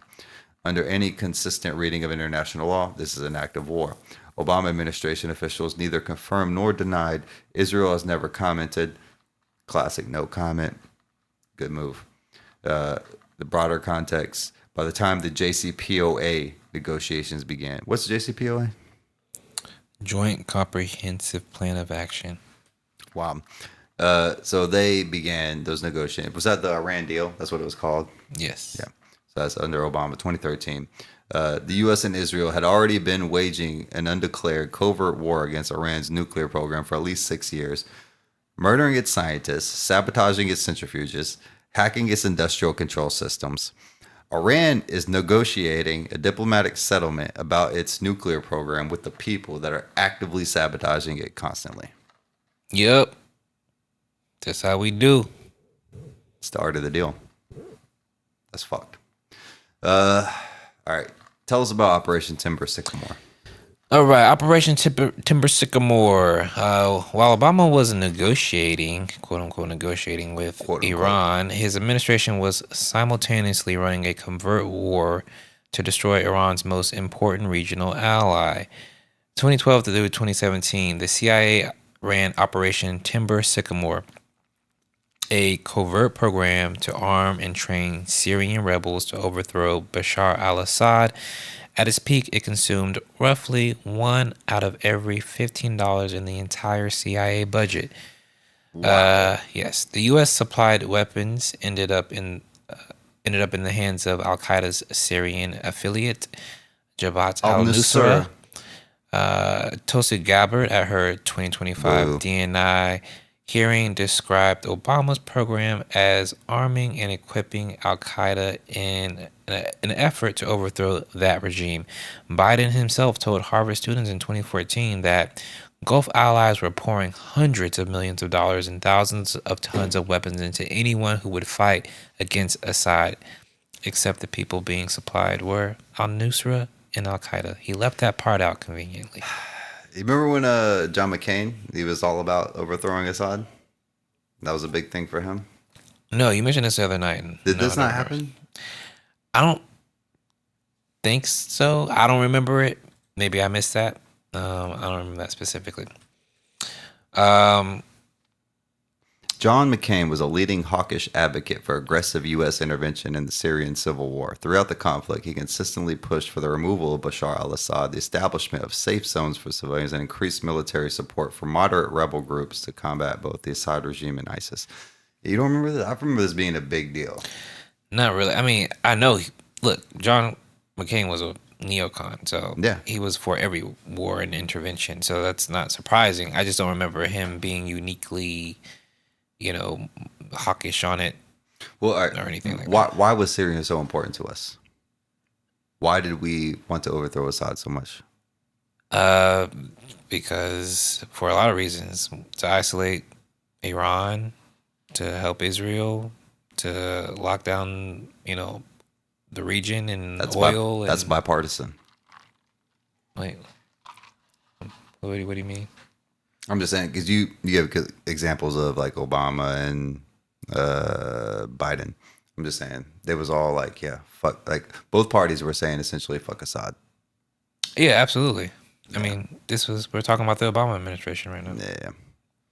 This all happened under Obama. I mean, he was the one that was funding the overthrow of al-Assad, of Bashar al-Assad at first, and he was arming Al Qaeda and these other groups. There was that famous, and I didn't notate it here. There was that famous WikiLeaks memo that came out where I think it was Jake Sullivan was emailing Hillary Clinton, and he essentially said, or he was emailing somebody at the State Department, and it says that Al Qaeda is on our side in Syria. So it was, well documented that what we were doing is we were arming radical groups in Syria in hopes that they would overthrow the Syrian government. Because also another thing is Syria was a way, I don't know what the word is. It's like a channel or a transport route to get weapons from Iran to Hezbollah and Lebanon It was and, part of and that, Hamas. that little. Yeah, the axis of resistance. So that's another reason they wanted to. They want to break that up, break up the axis of resistance. So Gotcha. yeah, all of that. So I lost my spot. JCPOA. In 2015, Iran and world powers reached the Joint Comprehensive Plan of Action. Iran agreed to reduce its enriched uranium to stockpile it by its reduced. Iran agreed to reduce its enriched uranium stockpile by 98%, limit enrichment to 3.67%, and accept more intrusive international inspections than any other country on Earth. The IAEA repeatedly verified Iran's compliance. The deal worked on paper. However, the implementation was a failure, and I think a deliberate failure. The JCPOA lifted nuclear-related sanctions, but the U.S. retained terrorism, human rights, and ballistic missile sanctions. Iranian institutions were still effectively cut off from SWIFT. John Kerry flew to Europe to reassure banks that they could do business with Iran, while Treasury officials were telling those same banks the opposite. So a little bit of a contradiction coming out of the Obama administration there. Boeing signed a $17 billion deal with Iran. Airbus signed a $19 billion deal. Both were later canceled under Trump. The investment never flowed. And I mean, the reason I wanted to highlight that is because Trump gets a lot of, blame for pulling out of the JC, as he should. He should get Pulling blamed. out the Obama deal, yeah. Yeah, the JCPOA, and he shouldn't have done it. But my argument is, had the Obama administration been more forthright in actually lifting the sanctions and allowing Iran to integrate into global Western economy. Yes, exactly, it would have been a lot more difficult for Trump to pull out of the JCPOA. Exactly. Okay. Great point. So yeah, Democrats who suck dick, they always say that Obama, he had the fucking great plan with Iran, and then Trump just fucked it all up. Obama had a lying plan. He lied. He's like, we're gonna lift the sanctions. Even John Kerry was like, we're gonna lift the sanctions. Hey guys, you can do business with them. But at the same time, they're like, but we also got these other sanctions. So you didn't really lift the sanctions. Right. So, I mean, the deal was destined to fail. Right. But like you said, if they would have, and Iran was able to entrench itself, do some kind of business, maybe with Boeing or Airbus, it would have been harder for him to pull out. Yeah. For sure. Pause. And yeah, so Trump comes to power ultimately, and he puts Iran through this maximum pressure campaign. This was a strategy with an explicit political objective: create internal instability sufficient to collapse the Iranian government. These sanctions were not abstract. They impacted daily life directly. Inflation, shortages, reduced access to medicine and medical equipment. Civilians bore the cost of a policy designed to punish a government. And this is how sanctions always work. Sanctions always hurt the most vulnerable segments of the population, which is going to be poor people, kids, elderly people. That's just how it works. And that's intended. That is not a bug. That is a feature of sanction. It is meant to hurt the population in hopes that the population will overthrow their government. Yes, 1000%. That's the whole point. They're trying to stoke enough ire in the population that life sucks. It must be my government's fault. It's a pretty good trick. Yep, no doubt. January 2020, the United States assassinated, we mentioned this, General Qasem Soleimani, commander of the IRGC and Quds Force at Baghdad International Airport in Iraqi territory without Iraq's consent and without a declaration of war. Soleimani was the architect of Iran's regional strategy, widely popular inside Iran, and had played a central role in defeating ISIS on the ground. His assassination is the equivalent of Iran killing the U.S. chairman of the Joint Chiefs of Staff on foreign soil. So a big deal. Just imagine what the fuck we would do. Yeah. Yes, so that was a major point of escalation. And this was during Trump's first term that this happened. Right. That Trump signed off on this. Right. I think John Bolton was the Yep. what's the name of his title? Secretary of State. No, I think it was the National Security Advisor. Oh, okay, NSA. Yeah. Right, yep. Let's go ahead and play that Wesley Clark clip. Who's Wesley Clark again? He was a general, some general. I don't know when or what, but important. Okay. All right, here we go.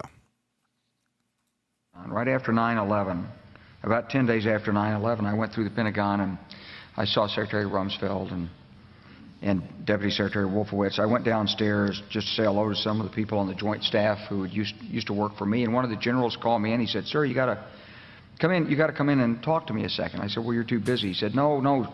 He says, "We've made the decision. We're going to war with Iraq." This was on or about the 20th of September. So I came back to see him a few weeks later. And by that time, we were bombing in Afghanistan. I said, "Are we still going to war with Iraq?" And he said, "Oh, it's worse than that."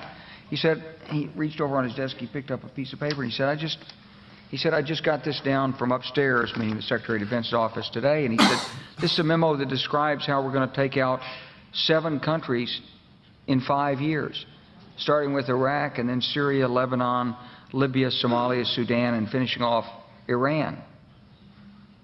I said, "Is it classified?" He said, "Yes, sir." I said, "Well, don't show it to me." And I saw him a year or so ago, and I said, "You remember that?" He said, "Sir, I didn't show you that memo. I didn't show it to you." I'm sorry, what did you say his name was? I'm not going to give you his name. So go through the countries again.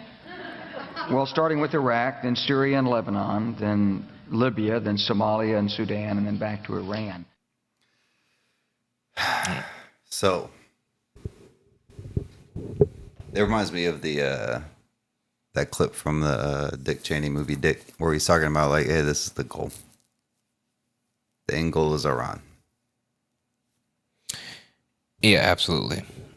So yeah, I just thought that was an important clip. And like I just looked him up. That was days after 9/11. Yeah, that was right after 9/11. But he was the Supreme Allied Commander of Europe and the United States European Command. Southern Command. He's had a lot of different He was positions. in SOCOM. Is that what that is? Southern Command. Yeah, there's Yeah, okay. SOCOM, CENTCOM. Okay. Those other one, yeah. Yeah.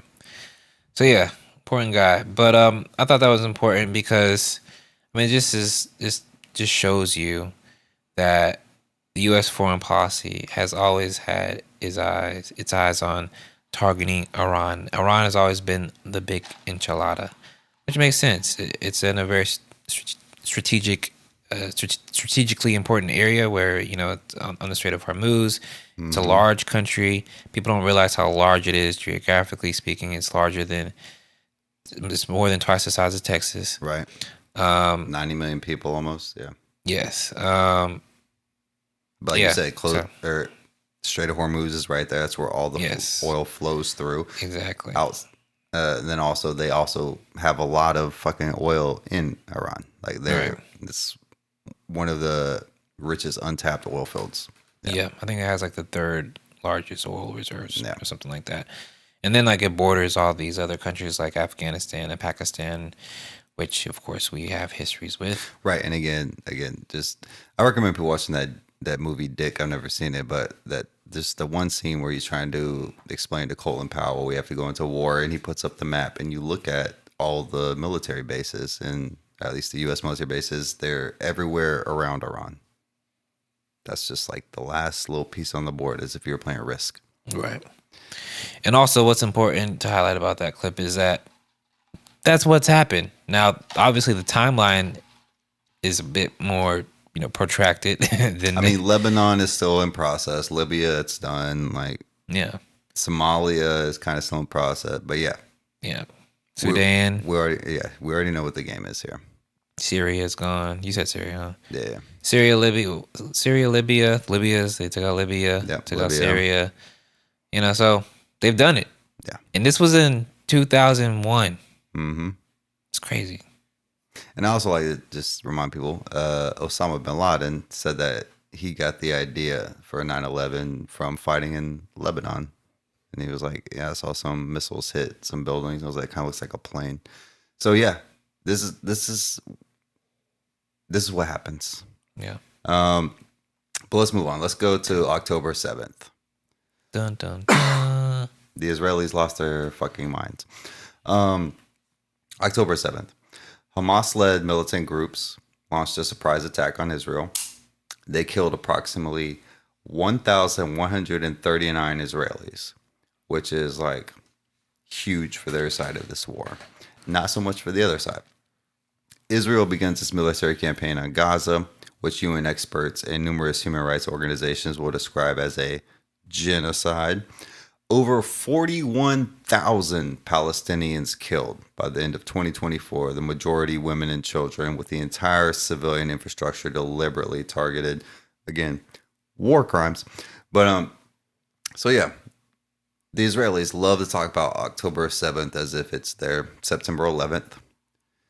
Look at this is always how it goes with this conflict, as long as me and you've been following it.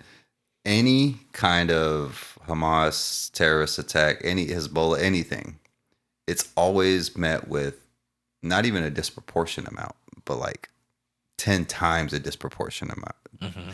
They killed 1,139 Israelis. The Israelis killed 41,000 Palestinians. I don't understand how you say that anything other than a genocide. That's just by the end of the first year of the genocide. Yeah, and that's probably an undercount.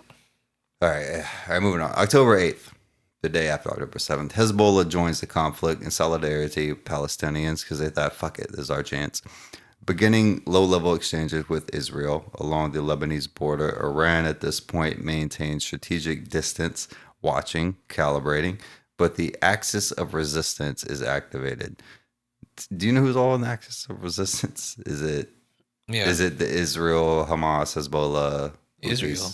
My bad. Iran, Hamas, Houthis. Mm-hmm. Okay. Hezbollah. All right. It was Syria until they fell. Yeah. And then the Popular Mobilization Forces in Iraq. Yeah. Right. All right. So after that, assassination campaign begins. December 25th, 2023, Israel assassinates Razi Mousavi, a senior Iranian general, at his residence in Damascus. The highest ranking Iranian military killing since Soleimani. January 20th, 2024, another Iranian general, Sadiq Omedazik, killed in Damascus. Where's Damascus is that? Syria, yeah. Israel is systematically eliminating IRGC leadership in Syria, the command structure that arms Hezbollah. April 1st, April Fool's Day, 2024. Israel bombs the Iranian consulate annex in Damascus. A building inside the Iranian diplomatic compound adjacent to the main embassy, 16 people were killed, including Brigadier General Mohammad Reza Zahid, the most senior Quds force commander since Soleimani. Along with 7 other IRGC officers and a Syrian woman and her child. Under international law, this is equivalent to striking Iranian sovereign territory.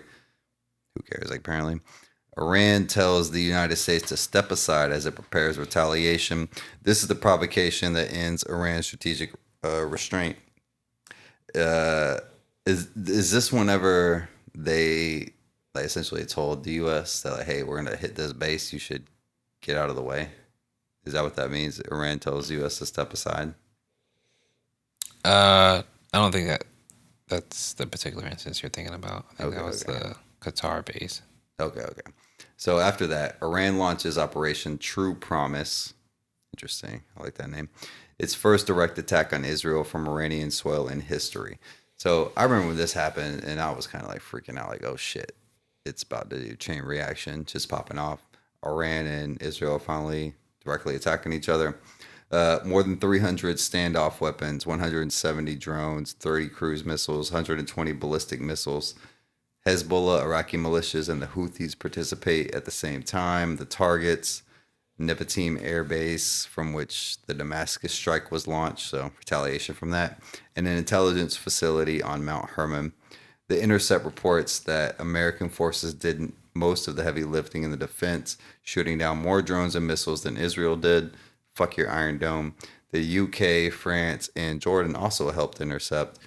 5 missiles hit Nevatim Air Base. Western media frames it as a failure. Iran frames it as a precedent. We will strike you directly from our own soil because, again, long-range attacks, it's possible. Israel retaliates on April 18th and 19th. Limited strikes on Iran, reportedly destroying an air defense radar near the Natanz nuclear facility. All right, moving on. Haniyeh assassinated in Tehran. Hamas, their political leader Ismail Haniyeh, is assassinated in Tehran in a military-run guest house where he was staying after attending the inauguration of Iranian President Pezeshkian. Yeah, that was Pezeshkian. Yeah, Pezeshkian. That was the president. Is that the president now? Yes. Okay. Hours earlier, Israel assassinated senior Hezbollah commander Fouad Shakor in Beirut, Lebanon.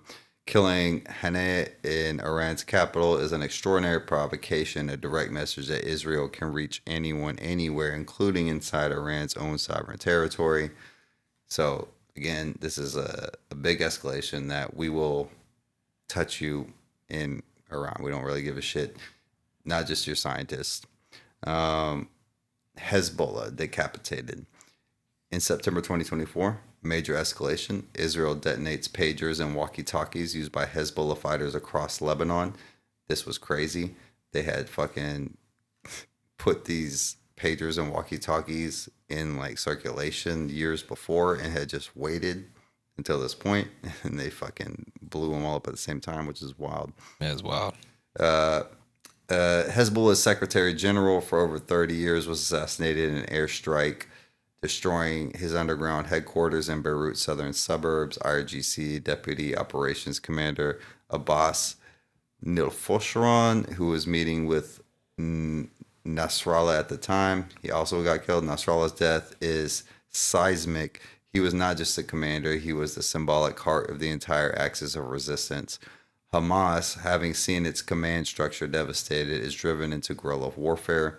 Houthis cut off from supply routes. Iran's deterrence architecture has been substantially damaged. So yeah, I mean, at this point, killing Hamas's leader was Hezbollah. Hezbollah's leader was a message, and it definitely escalated things. Well, as you say, talk about True Promise too. Yeah, so Operation True Promise 2, October 1st. Iran launches Operation True Promise 2, approximately 200 ballistic missiles at Israel in at least 2 waves, the largest such attack in the ongoing conflict. The IRGC statement, in response to the martyrdom of Ismail Haniyeh, Saeed Hassan Nasrallah, and Abbas Nilfurahushan, we struck at the heart of the occupied territories.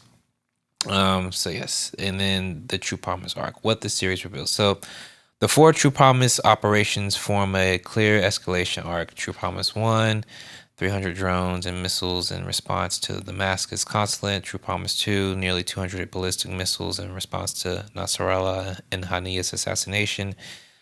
True Promise 3, the 12-day war, including electronic warfare in response to the joint U.S.-Israeli strikes. True Promise 4, the current war, targeting Israel and the U.S. bases across the Gulf region. So, and that just kind of takes you through, how October 7th led to, kind of where we're at today. And we're going to talk more about where we're at today. And just again, if you're trying to be like, who's playing defense here? Hezbollah was not a proxy created by Iran used to strike Israel. Israel used that as an excuse to strike Iran first. That's why all of the things that you just ran through, True Promise 1 through 4, are a response to Israel striking them for some shit that was essentially popped off because they created Hezbollah. That's right. So, all right. Let's move on. So a little bit about the 12-day war here, which was last year in June, which we did talk about this on another episode. But Israel and the United States launched the joint strikes on Iran, targeting nuclear and missile infrastructure, Operation Midnight Hammer and Operation Rising Lion. 9 prominent nuclear scientists were killed, and we talked about that a little bit in the coordinated strikes.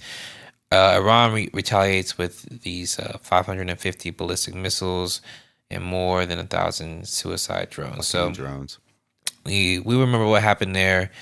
Basically, the impetus was like, we gotta kill their nuclear program, and we're gonna go and with these B-2 bombers and drop these bombs. The bunker buster bombs. Yes, the bunker. These 30,000 pound, I think they're 30,000 pound bombs that are supposed to like barrel into, because all of Iran's military, not all of them, but many of their installations are deep underground in mountains and what have you. So Iran is a very mountainous country, which is great if you want to protect your shit. Yes. So yes, and the bunker buster bombs are the strongest bombs you can get before a nuclear bomb. Yes. So we dropped some of those, and then Trump has said, "Look, we did it, guys. We won. We killed we obliterated." That's another thing people forget. Yeah, he using. fucking said we fucking obliterated them, and then a year later, damn, we gotta attack them because they got all this shit that we didn't obliterate. Right. Yeah. And immediately after that, like all the news agencies were like saying, "No, you didn't really obliterate it." Mm-hmm. I definitely remember that. Yeah. So we're going to talk a bit about, we're going to fast forward to, the last few months. Some of you guys may have seen in the news where there was all these protests in Iran. I actually want to play a clip from Mr. Bessent, the Treasury Secretary, where he talks about what caused some of these protests. And he's an economic hitman. Is that right? No, not really. I mean, economic hitman was like people that the U.S. would send to tell countries like, hey, you should, privatize your energy grid, or else we'll come in and destroy. So your he was a treasury secretary, yeah. and essentially actually, let's let him say it. The Treasury, and what we have done is created a dollar shortage in the country. At a speech at the Economic Club of New York in March, I outlined the strategy. It came to a swift and I would say grand culmination in December when one of the largest banks in Iran went under. There was a run on the bank. The central bank had to print money. The Iranian currency went into free fall. Inflation exploded, and hence we have seen the Iranian people out on the street. We will continue monitoring all the partners, all the Iranian partners. The good news, Senator, is that we have seen, and we can see it with our fencing. So essentially, he is saying that we are the reason that the protests happen. Yeah, more or less. Well, wasn't there? I thought there was another one. Oh, there's another one. You went with that one too? Yeah, let's go ahead and play it. Plug it. All right. What do you want to say about sanctions, something else you've been working on, of course? What are you planning there in terms of Iran and the impact there? Do sanctions actually work? And the same question with regard to 500% secondary sanctions or tariffs on countries who purchase energy products from Russia. Okay, so two things there. There are treasury sanctions. And if you look at a speech that I gave at the Economic Club of New York last March, I said that I believe the Iranian currency was on the verge of collapse, that if I were an Iranian citizen, I would take my money out. President Trump ordered Treasury and our OFAC division, Office of Foreign Asset Control, to put maximum pressure on Iran, and it's worked. Because in December, their economy collapsed. We saw a major bank go under. The central bank has started to print money. There is a dollar shortage. They are not able to get imports. And this is why the people took to the street. So this is economic statecraft. No shots fired. And things are moving in a very positive way here. Economic statecraft is a great term. I like that. Yeah. Basically, we are, attacking. It's economic warfare is really what it is. It's Operation Economic Fury. Have you heard that? Yeah, that's what they were calling it. Is that what they were calling it? So we have Operation Epic Fury. That's the bombing part. But there's also Operation Economic Fury, which is an aggressive U.S. economic warfare maximum pressure campaign designed to financially cripple the Iranian regime and obstruct its revenue streams. So we actually have that as like an active operation. Yeah, were they actually calling it Economic Fury, though? Yeah. Okay, that's what I thought. Yeah. It's pretty wild. So again, the perception in the West is that the Iranian government fucked up and their people, they hate it and they revolted in the streets. When in reality, we, through economic warfare, fucked up their economy in hopes that they would do that. Yes. Yeah. And I mean, this is a common, tactic that the U.S. uses. Is it tries to destroy a country's economy using sanctions and other economic means to sow discord within the country. This is what we did in Chile in Chile in 1973, I think it was. Mm-hmm. This is what led to the overthrow of Salvador Allende. We've done this in countries. This is what we're still trying to do with Cuba, yes, and in many other countries. So I mean, I wanted people to hear that right from the horse's mouth, because essentially, all we saw primarily on the news was these scenes of people protesting in Iran, but you didn't see, what was going on behind the curtains. Why were they protesting? Yeah. What we're told is they were protesting because of they hate the mullahs and the Ayatollah and the repressive government, and a lot of, I don't want to say, I don't have a percentage, but a lot of the protests were about the economic conditions. People were upset because they can't afford to buy groceries, or the same things that we're upset about in this country, frankly.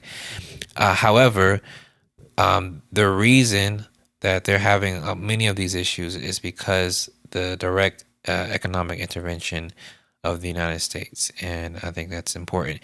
And that intervention is being done in order to sort of manufacture consent, right, for a broader war. We want these images, we being the U.S. ruling class, wants the images of these people protesting in the streets. We want this on the And media. say, there was a big crackdown. They killed a bunch of protesters. Right. And then what does that do? That allows the public to, more easily accept the idea that we go in and, help these people, by bombing them. And also, you put this in here. I want to highlight this. There was a tweet from the former Secretary of State and CIA Director Mike Pompeo. And this tweet said, "Happy New Year to every Iranian in the streets, also to every Mossad agent walking beside them." Yeah. And he tagged Trump, Rubio, and the CIA director. That's wild. And then a Mossad affiliated account had already posted in Farsi, "We are with you, not just from afar and verbally, we're also with you on the ground." Like, this is obvious admission that, hey, they think they're doing the right thing. Right. But, like, they're admitting, yeah, hey, we're in there fucking with your system. Right. Yeah.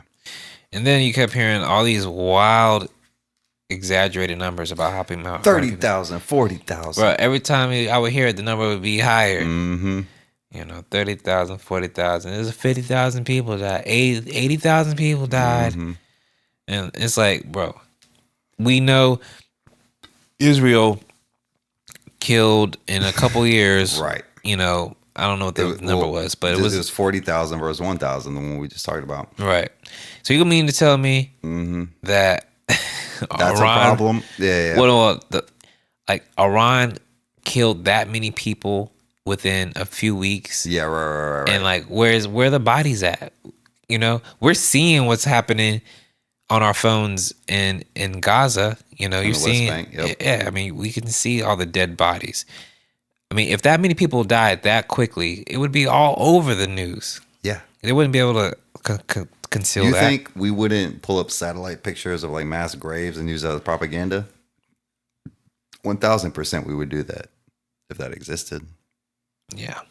So that was just propaganda. That's not to say that there wasn't protests. There was definitely protests. Yeah, there was protests and there was crowd. Even, all right, so I looked into this. Iran's numbers, what they say is 3,000 people died. Yeah. But think of it like this. You're in a country of almost 90 million people. These outside forces are sabotaging your country and fomenting unrest. And then, you crack down and you kill 3,000 of them. Fuck them. Is that too harsh? Nah, fuck them. You don't want to sound like that, G. That's a little bit too flippant there. But, however, it's the way I will say it is, had it been the United States, there would have been a lot more people died. All right, or Israel, either one, or Israel. If the U.S. had any credible evidence that an outside power was funding a violent protest within their country, there would be bodies everywhere. Facts. So yeah, I'll leave it at that. All right, so let's move on. Casus belli. I don't know what that is. It just means the justification for us going into Iran. Okay. So let's play some Little Marco. Little Marco with his little big, hands. Beautiful ears. Look at those ears. Hold on, what? Is that a thing that happened? Yeah, you didn't see that clip of Trump talking about one of the NASA people who was in the White House, and he has big ears. And some reporter asked Trump a question, and he's like, "That's a question for this gentleman over here. Did you hear that question? Look at those big, beautiful ears." You didn't see that clip. I forgot. Fuck no, that's great. I love that. Yeah, it was mad funny. That's I hilarious. hate All that right. he's funny, but go ahead. He's because he's an idiot. That was Hello Rubio. We'll see how circumstances play out, but I'm telling you what the objectives of this operation are. The objectives of this operation are to destroy their ballistic missile capability and make sure they can't rebuild it, and make sure that they can't hide behind that to have a nuclear program. That's the objective of the mission. That said, abundantly clear, we would love for there to be an Iran that's not governed by radical Shia clerics. As I've said myself repeatedly for years, the leadership of that country does not reflect the people of Iran, and I think that's been pretty apparent in the protests that you've seen. If there's something we can do to help them down the road, we'd obviously be open to it, but that's not the objective. The objective of this mission is the destruction of their ballistic missile capability. Has it been pretty apparent? Actually, I want to say this real quick because I did look this up. I was trying to figure out like how much of the population was actually protesting, right? And from what I could find, it was about 2%. Black Lives Matter. How much of the percent of the population you think was protesting? 5%. It was 5 to 7. You're right. So, again, in the West, it's framed like the whole country was up in arms about this shit. Now, you could say, like my coworker Brian would say, is like, oh, well, they're afraid to protest because like they get killed. Even if they were. It's from 2% to what? Maybe 10%. And even then, these people are being forced into a situation where it's very tough to live, and they may not understand that it's not their government that's doing it. It just doesn't seem like, the whole country is like, fuck these guys, the way Marco tried to make it seem like right there. No, definitely not. I mean, they have a lot of support. The government has a lot of support. Is it a majority? I don't know. I don't know the numbers. And frankly, I don't really care. Kind of beside the point. Yeah, exactly. But to pretend like there isn't that the government doesn't have any sort of popular legitimacy, it's just not true. And I would say, like, even if you're talking about this country, like, I hate Trump, but like, he does have popular support or some popular legitimacy among his base. I mean, that's just true. 70 million people voted for him. Yes, sir. That's just the reality we have to deal with. So it is what it is. So anyway, but as far as that clip, and I think there was another one from Rubio, but you want to play the next one? Yeah, go ahead and play it right quick. All right. Yesterday, you told us that Israel was going to strike Iran and that's why we needed to get involved. Today, the president said that Iran was going to get. Yeah, your statement is false. So that's not what I was asked very specifically. Were you there yesterday? Yes, I asked the question. No, were you the one that? Because somebody asked me a question. They said, "Did we go in because of Israel?" And I said, "You were asking me that follow up," and I said, "No." I told you this had to happen anyway. We knew that there was going to be an Israeli action. We knew that would precipitate an attack against American forces. And we knew that if we didn't preemptively go after them before they launched those attacks, we would suffer higher casualties and perhaps even higher those killed. Uh-oh. Looks like Marco forgot. Things are recorded. Right. So, I just wanted to talk about like the justification about going into Iran, because there's been a lot of confusion around it. A lot of different people in the administration have said different things about it. Obviously, when Rubio initially said that basically we went in because Israel was going to go in, and then that was going to cause blowback to us. So we had to do it first, so we mitigate that. Yeah, right, which is a crazy thing. It's pretty wild, right? Because you could say that literally about sure could. I think about to say it about Cuba, but yeah, go ahead. Any country. So that's one thing, And then on top of that, he made an argument, I think in that first clip that I played, was that we had to stop their ballistic missile program because it was going to create an umbrella for them to create nuclear weapons. So essentially, like, makes perfect sense. Their ballistic missiles were going to deter us from being able to stop them from creating a nuclear weapon. So we had to attack them. Like, what? Yeah, that's pretty good. That's pretty good. I mean, you could make that argument about any military. Essentially, you're not allowed to have a military because you might use that military to protect you while you're making a nuclear weapon. Who we fuck? We fuck Argentina. Argentina tries to get ballistic missiles. Oh, whoa. What are you doing over there? We're not going to say that. All right. Because they're on our side.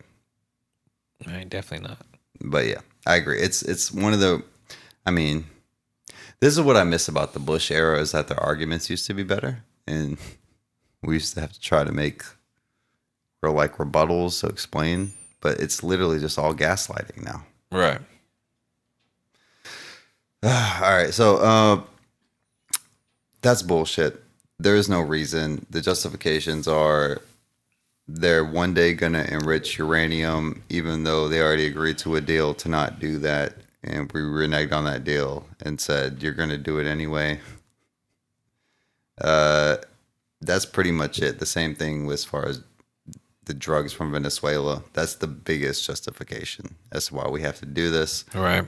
It's the biggest sticking point in any negotiations right now. Iran keeps saying, suck my dick. We're not even talking about the nuclear program. Trump's like, well, that's the one thing we have to get.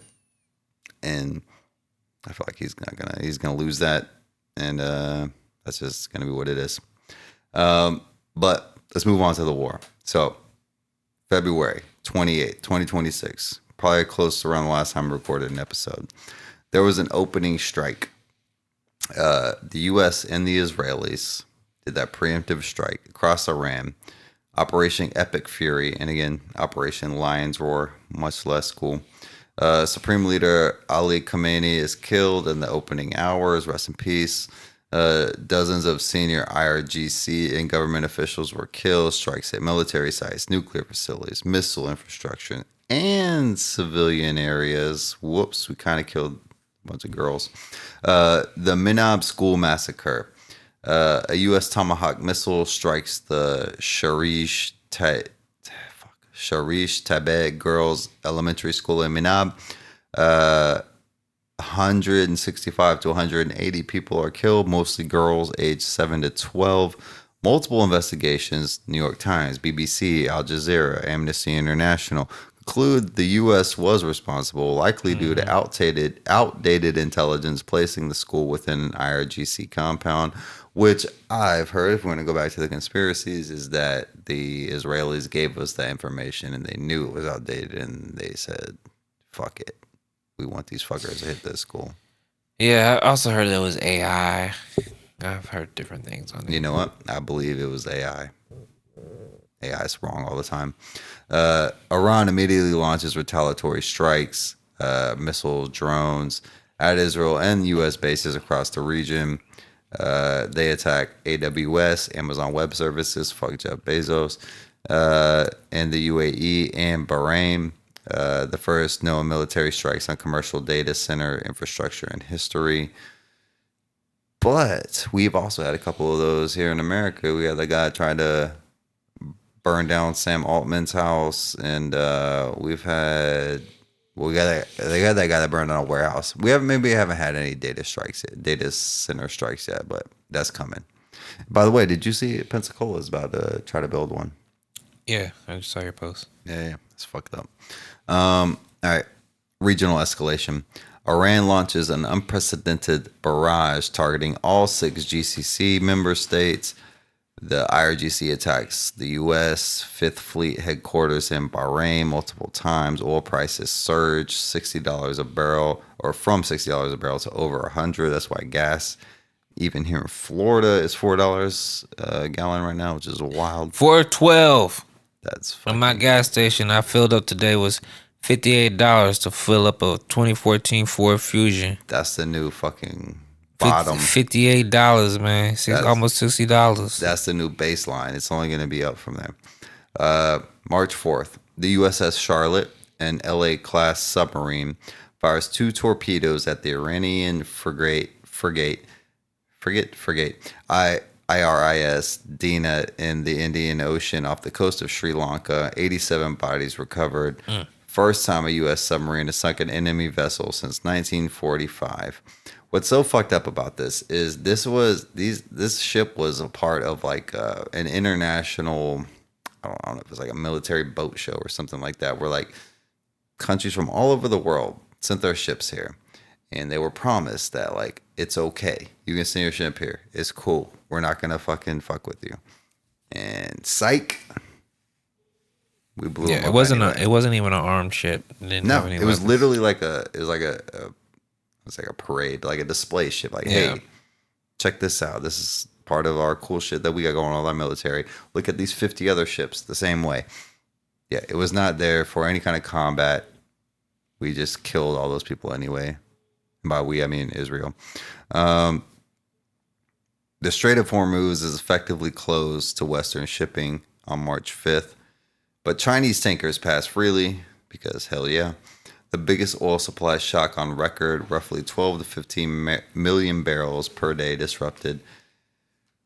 It's not going to get any better than this. We're not even close to any kind of agreement. All right.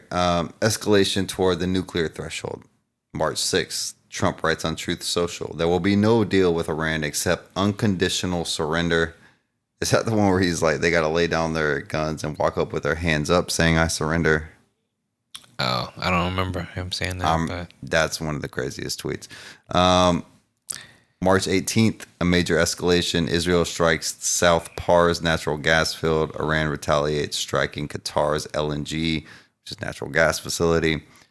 Oil hits 118. So again, before we did this, Strait of Hormuz was open. Gas is around $60 a barrel. Strait of Hormuz is closed now. Gas is $118 a barrel. March 19th, U.S. F-35 Lightning II, flying a combat mission over central Iran, is struck by suspected Iranian fire, forced to make an emergency landing. CENTCOM confirms the emergency landing. IRGC claims credit immediately. Military Watch magazine assesses it as the first confirmed surface-to-air kill against a fifth-generation stealth fighter in history. All that to say, the Iranians can hit your fucking F-35. This asymmetric warfare is a little better than you thought it was. No doubt. March 21 to the 22nd, Iranian missiles strike the city of Dimona, adjacent to Israel's primary nuclear research facility. First time in history, Iran has struck near Israel's nuclear infrastructure. Inshallah, that will be closer next time. Iran fires a missile at Diego Garcia, the U.S.-UK base in the Indian Ocean. Israel denies the Diego Garcia claim. NATO's route says the alliance cannot confirm the attribution. I've seen a lot of shit about essentially like we're covering up how much damage that Iran has done. And this goes right in line with that. I also put something here about at this time it came out in this article that Trump gets a daily video montage briefing. So in this first term, instead of getting his daily security reports, he said, I'm not going to read that, put it in like some kind of PowerPoint presentation and I can look at that with graphics. Now he's past that. He wants a video montage briefing, and all they show him in the video montage is like, look at this strike. Look at this strike. Look what we did with this strike. So this motherfucker thinks, we're whooping that ass, but they don't show him the other strikes. So that's great. Then we get to the ceasefire. March 2026. Trump issues a 48-hour ultimatum. Reopen the strait or face strikes on the power plants. Iran's response, any strike on power plants triggers strikes on the GCC power plants and any country hosting U.S. bases. Also, a lot of the Iranian people form human chains around the power plants. I remember this. And they were like, go ahead. If you do this, you're going to kill us too. That takes a lot of balls. March 25th, Pakistani officials deliver a 15-point U.S. proposal to Iran. The key demands were an end to their nuclear program, limits on missiles, reopening the strait, restrictions on their support for the quote-unquote proxies, sanctions relief. Iran said, suck my dick, Iran will end the war when it decides to do so and when its own conditions are met. They have a 5-point counter proposal in the U.S.-Israeli attacks on Iran, so kill that, and the pro-Iranian forces in Lebanon, kill that, and Iraq, kill that. Security guarantees against future aggression, which means you won't keep doing that. War reparations, which good luck getting reparations out of Americans. We already know how that goes. International recognition of Iranian sovereignty over the Strait of Hormuz, which essentially, again, this is the one thing that everybody fucking knew would be a terrible idea. If we attack them, they would then essentially be like, well, we control this. Right. We're going to tax everybody that goes through. Very predictable. It was already open. It's never going to be open again. March 31st, Pakistan and China deliver a joint 5-point initiative calling for an immediate end to all hostilities and allowance of humanitarian aid. That didn't completely play out the way it was supposed to. April 7th, Trump threatens, oh, this is one of my favorites, a whole civilization will die tonight. Yeah. You know what? This goes back to it being a civilization state versus Right. a nation state. A whole civilization will die tonight, never to be brought back. That's wild. The next day, after intensive mediation by Pakistan, Vice President, or Pakistan's Army Staff Chief, Azim Munir, Vice President J.D. Vance, the couch fucker, Special Envoy Steve Witkoff, and Iranian Foreign Minister Aragachi, a 2-week ceasefire is announced. So we got 2-week ceasefire, even though that didn't, we still had some kind of back and forth tit for tat. They just pretend it wasn't part of the ceasefire. The terms U.S. and Israel halt attacks. Tehran agrees to reopen the strait. Pakistan brokers the pause. Both parties have displayed remarkable wisdom and understanding, according to the Pakistani PM. It's weird that Pakistan is brokering this. But anyways, the global market reaction, oil dropped 16.4%. This is another thing. It's obvious that there's mad market manipulation going on right now because of the way our market works and with speculation and shorts and whatnot. Every time there's a news article that says either the war is going to continue or be done, algorithms trade off this shit. And I showed you the other day. Algorithms. Shout out to the Persians. Shout out to the Persians. I showed you the other day that clip of Jim Cramer when they're like, yo, Trump just made like a whole bunch of trades right before he said this shit. And he just like stroked out because he didn't know what to say. Oh, yeah. This is funny. This is beyond the most corrupt administration, maybe not even American history. This might be the most corrupt administration in the history of the world. So anyways, they keep fucking pretending that there's some kind of deal. Like America will say, we've reached a deal, even though they haven't even talked with Iran. Watch Iran's propaganda videos. They have great AI propaganda videos. It's hilarious about the U.S. at a table by themselves. That's essentially what's happening. But every time they do it, the market goes up or down. And if you know that this announcement is about to happen, easy to manipulate the market, make a lot of money. From an Iranian analysis, Trita Parsi, Trump's failed use of force has blunted the credibility of American military threats, introducing a new dynamic into the U.S.-Iranian diplomacy. Washington can still rattle its saber, but after a failed war, such threats ring hollow. So from an Iranian point of view, after all the shit that you've done to us, you're still losing. Yeah. Like, essentially, you can be the biggest, strongest, baddest motherfucker on the block, but like because of this asymmetrical warfare, you're still losing. So like the number one thing that Trump tries to argue with or debate, make his deal with is the military might. And they've already been like, that ain't shit. So he's lost. No doubt. We've lost this war. Yep, unless we use a nuke. Which might happen.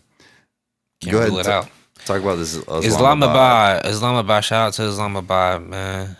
On April 11th through 12th, the Islamabad talks, a 300-member U.S. delegation led by VP Vance, Witkoff, and Kushner, who are terribly unqualified. A 70-member Iranian team led by Parliament Speaker Ghalibaf and Foreign Minister Arachi. The talks lasted 21 hours. They collapsed without a deal. Main unresolved issues: Iran's nuclear program and the Strait of Hormuz. The two things that they said we're not talking about. Arashi claims they were inches away from a MOU. What's an MOU? I don't know. I'll figure it out. And accuses the U.S. delegation of moving the goalpost. The day after the collapse, the U.S. begins a naval blockade of all Iranian ports. April 21st, Trump extends the ceasefire while the blockade remains in place. Vance calls it a fragile truce. And there was also like reports that Vance was like on the phone, kept calling Trump. I saw that. Like during it. Mm-hmm. And like what people were saying is like clearly he had like no agency, sway, nothing. Why am I talking to you? Yeah. I have to go running back to the phone after every few minutes to make sure that I'm not stepping out of line, I guess. But yeah, an MOU is a memorandum of understanding. Oh, okay. There we go. Interesting abbreviation. Yep. And then there was also reports, or maybe not even reports. I saw a clip of Netanyahu's talking after the meeting saying, yeah, I got a report from the vice president right after the meeting. He said I think he used the words, he reported to me. Really? Yeah. Which is very odd. It's odd, but not surprising, unfortunately. Yeah, so there you go. All right, so from April to May 2026, war's dragging on. We got missiles on Fujairah in May. Iran's IRGC vehemently denies responsibility. UAE media begins spinning that the attack came from Saudi Arabia. Saudi Arabia and Kuwait briefly cut American access to the air bases in anger that the Pentagon downplayed the attack.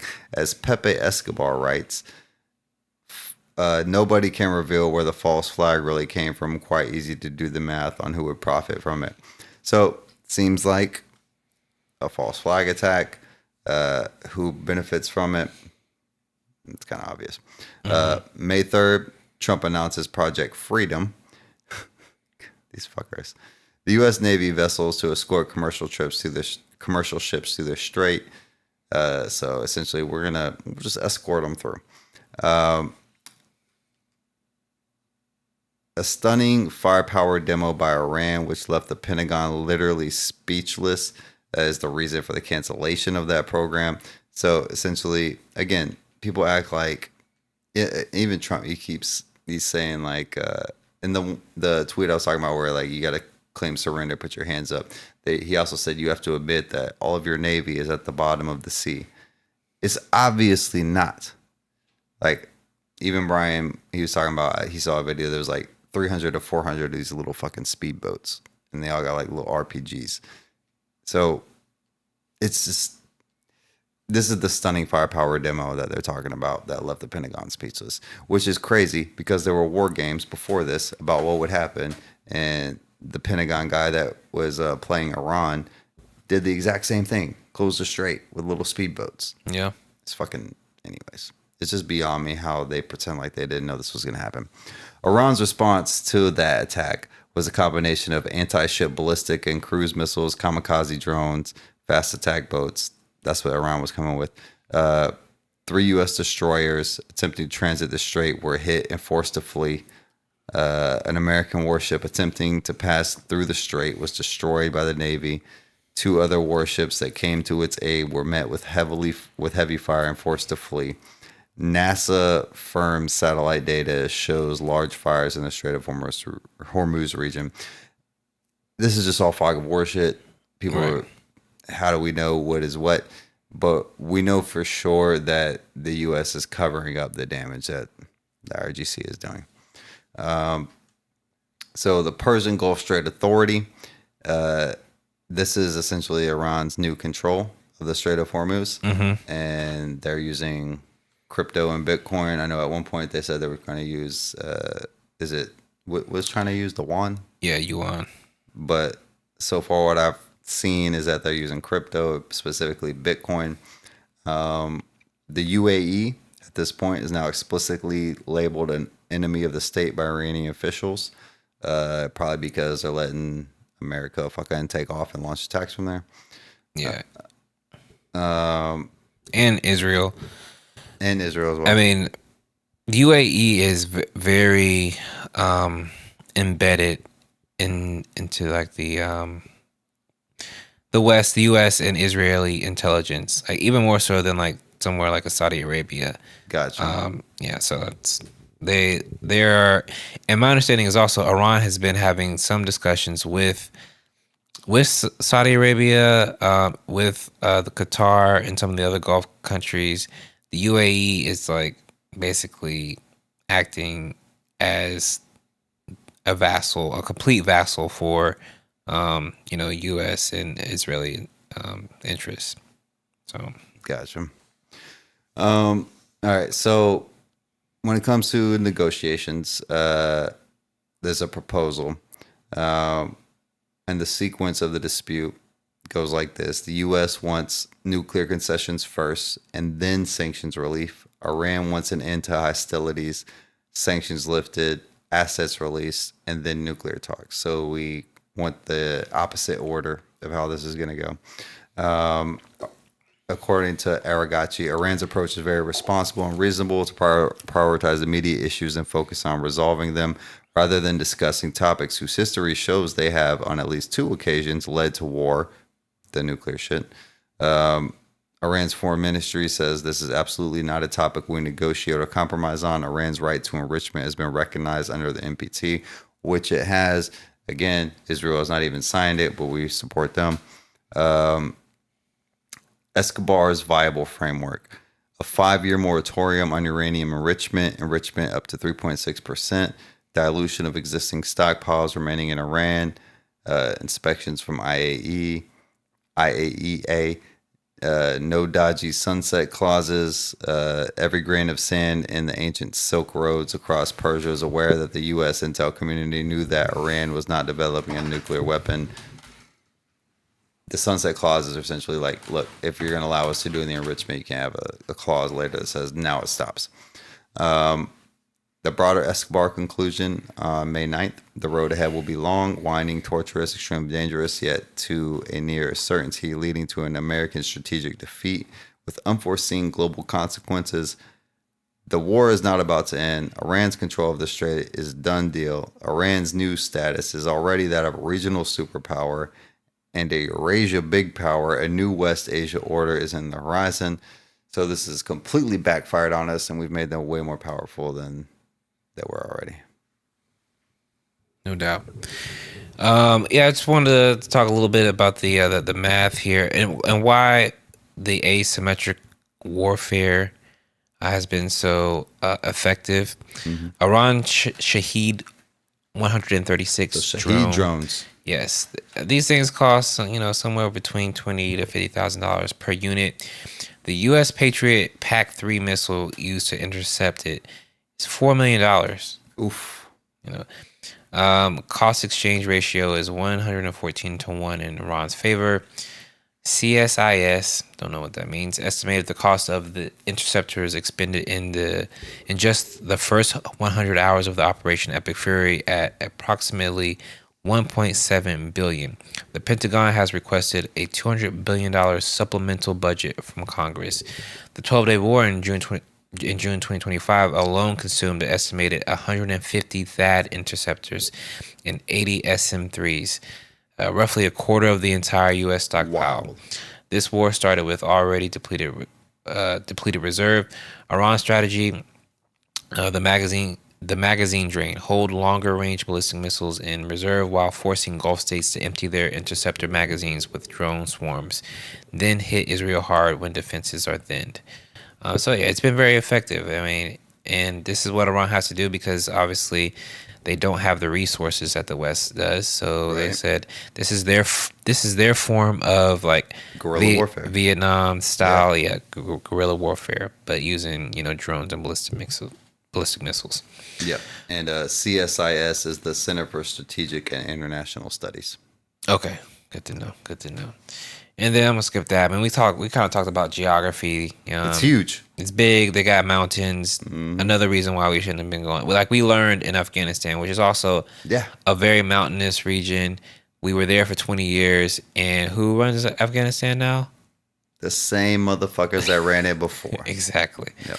And it's a smaller country, much smaller population. Much smaller industrial. Don't have base. Ballistic missiles. Don't have ballistic missiles. Like, come on, what are we thinking? Exactly. We just talked a little bit about this. The petro yuan on March 5th, 2026, Iran closed the Strait of Hormuz to Western shipping, but made it the critical exception to Chinese tankers. They were able to pass freely. On March 14th, a senior Iranian official told CNN that tankers could pass through the strait if their oil cargo was traded in Chinese yuan, not U.S. dollars. The Persian Gulf Strait Authority formalizes this architecture, a tiered system of passage rights that effectively make the strait a permissioned choke point. Michael Hudson framed the U.S. empire runs a financial extraction not just by military force, but by the petrodollar system. This was created around 1971, whenever Nixon took the dollar off the gold standard, and a 1974 deal with Saudi Arabia. This created an artificial artificial permanent global demand for dollars, and attack that system, and you attack the empire at its structural foundation. So this is essentially what Iran's trying to do, is undermine the power of the dollar, because the U.S. dollar has been it's been used to choke Iran, right? This is the only reason the sanctions have been as effective and as harmful to the Iranian economy as they are and have been, is because the U.S. dollar is the reserve currency. And if you force other countries to use other currencies to use the strait, this in turn, kind of lessens the economic pressure on Iran over time. So that's the idea: undermine the dollar by forcing people to use other currencies. And it affects our stability, because again, our stability as a consumer debtor nation is based on the petrodollar. Right. So when that goes away, kind of fucked. All right. No doubt. And then I did want to talk a bit about like what's happened as far as we went into this war without any support. We didn't even have a coalition of the willing. No coalition of the willing. We said, we don't need y'all. And then we was like, it would be nice if you guys would join. you know what? It's kind of your problem. Right. That's what's hilarious right now. Yeah. So the U.S. launched Epic Fury without notifying its NATO allies in advance. Several European heads of state learned about it from the news and probably from Twitter or Truth Social. Unfortunately. On March 16th, U.S.-aligned NATO members formally rejected Trump's request to help reopen the strait. Spain, shout out to Spain. Spain's been holding it down. They've been holding it down, and they were decent on the genocide in Gaza as well. Spain's Prime Minister Sanchez denied U.S. forces use of the Rota and Moran get the fuck out air bases when the White House claimed Spain had agreed to cooperate. Spain Foreign Minister went live on the radio. The position of the Spanish government has not changed one iota. Hell yeah. UK, Greece, Japan, Australia, France, Germany all either refused to participate or limited their role to defensive operations only. By May 2026, France and the UK co-chair a 40-nation coalition for Hormuz maritime security. The fracture between fighting the war and defending against it has become the defining tension of Western alliance. They're afraid of alienating themselves from some kind of a deal with Iran in the Strait of Hormuz, because I feel like they see the writing on the wall. Like, look, they know we're about to wipe our hands of this. So why the fuck would they side with us? Yeah, no doubt. Yeah, and they want to try to get through the strait. Like they need it, especially after the war in Ukraine, where the Nord Stream was destroyed by some mysterious country. We still don't know who. Europe doesn't have resources. They're very dependent on resources from this region, and they want to piss off the Iranians when they control the strait. Exactly. So they're smarter than us. Yeah. Modi visited Israel on February 25th and 26th, 2 days before the war began. He addressed the Knesset.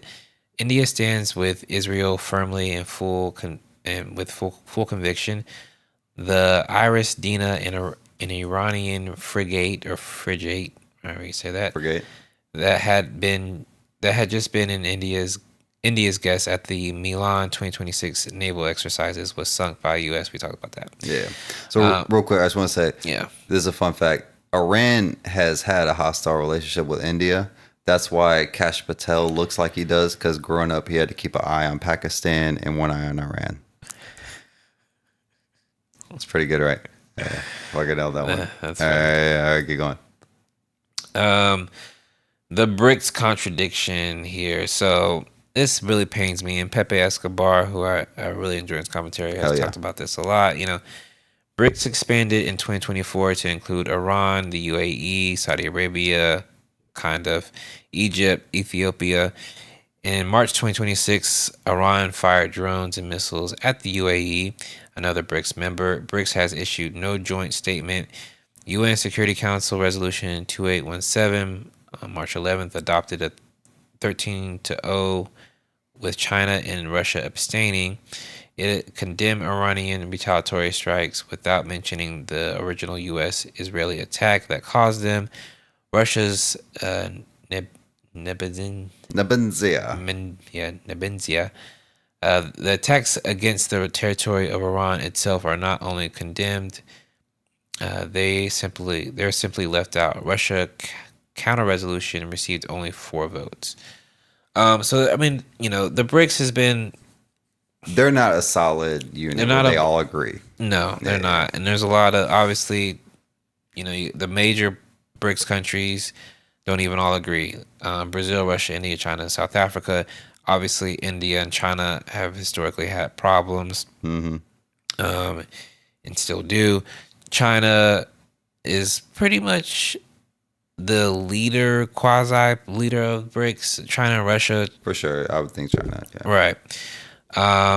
Because it's the largest economy. But, Russia has actually been diplomatically probably the most important part of BRICS, because it has good relations with India, with China, with basically most of the countries in the BRICS. It's got good relations. So China does a lot of the sort of the diplomatic part of it. Right. But you got countries like the UAE that don't get along with Iran. The UAE and Saudi Arabia are on opposite sides in places like Sudan. So there's a lot of contradictions there, and people have been wanting the BRICS to play a bigger role in like the emerging multipolar world, and to be able to maybe provide Iran with some economic relief or what have you. But unfortunately, because of these contradictions, it hasn't been able to be maybe as effective as it should, or we want it to be. So I just thought that was worth highlighting. It is. Yes. And I mean, even China, again, is playing a longer game than this conflict. They don't want, even if, let's say they wanted to fucking side with Iran and take us down, that would be against their own self-interest as a country. They still need us right now. Yeah. Who still needs us? China. Oh, yeah. Give it like 5 years, maybe not. But right now. Yeah, they need us not to destroy the global economy. That's what they need. Yeah, for sure. Yeah. And that's essentially and I think that's what that China meeting with all the tech bros was about. Right. That's why we agreed to allow 500,000 Chinese students or something like with visas, and we allowed some kind of business with the tech bros, I think, is because he was like, yo, get us out of this fucking Iran. Like, I just feel like the end of this Iran shit, China's going to play a role. Right. But yeah, moving on.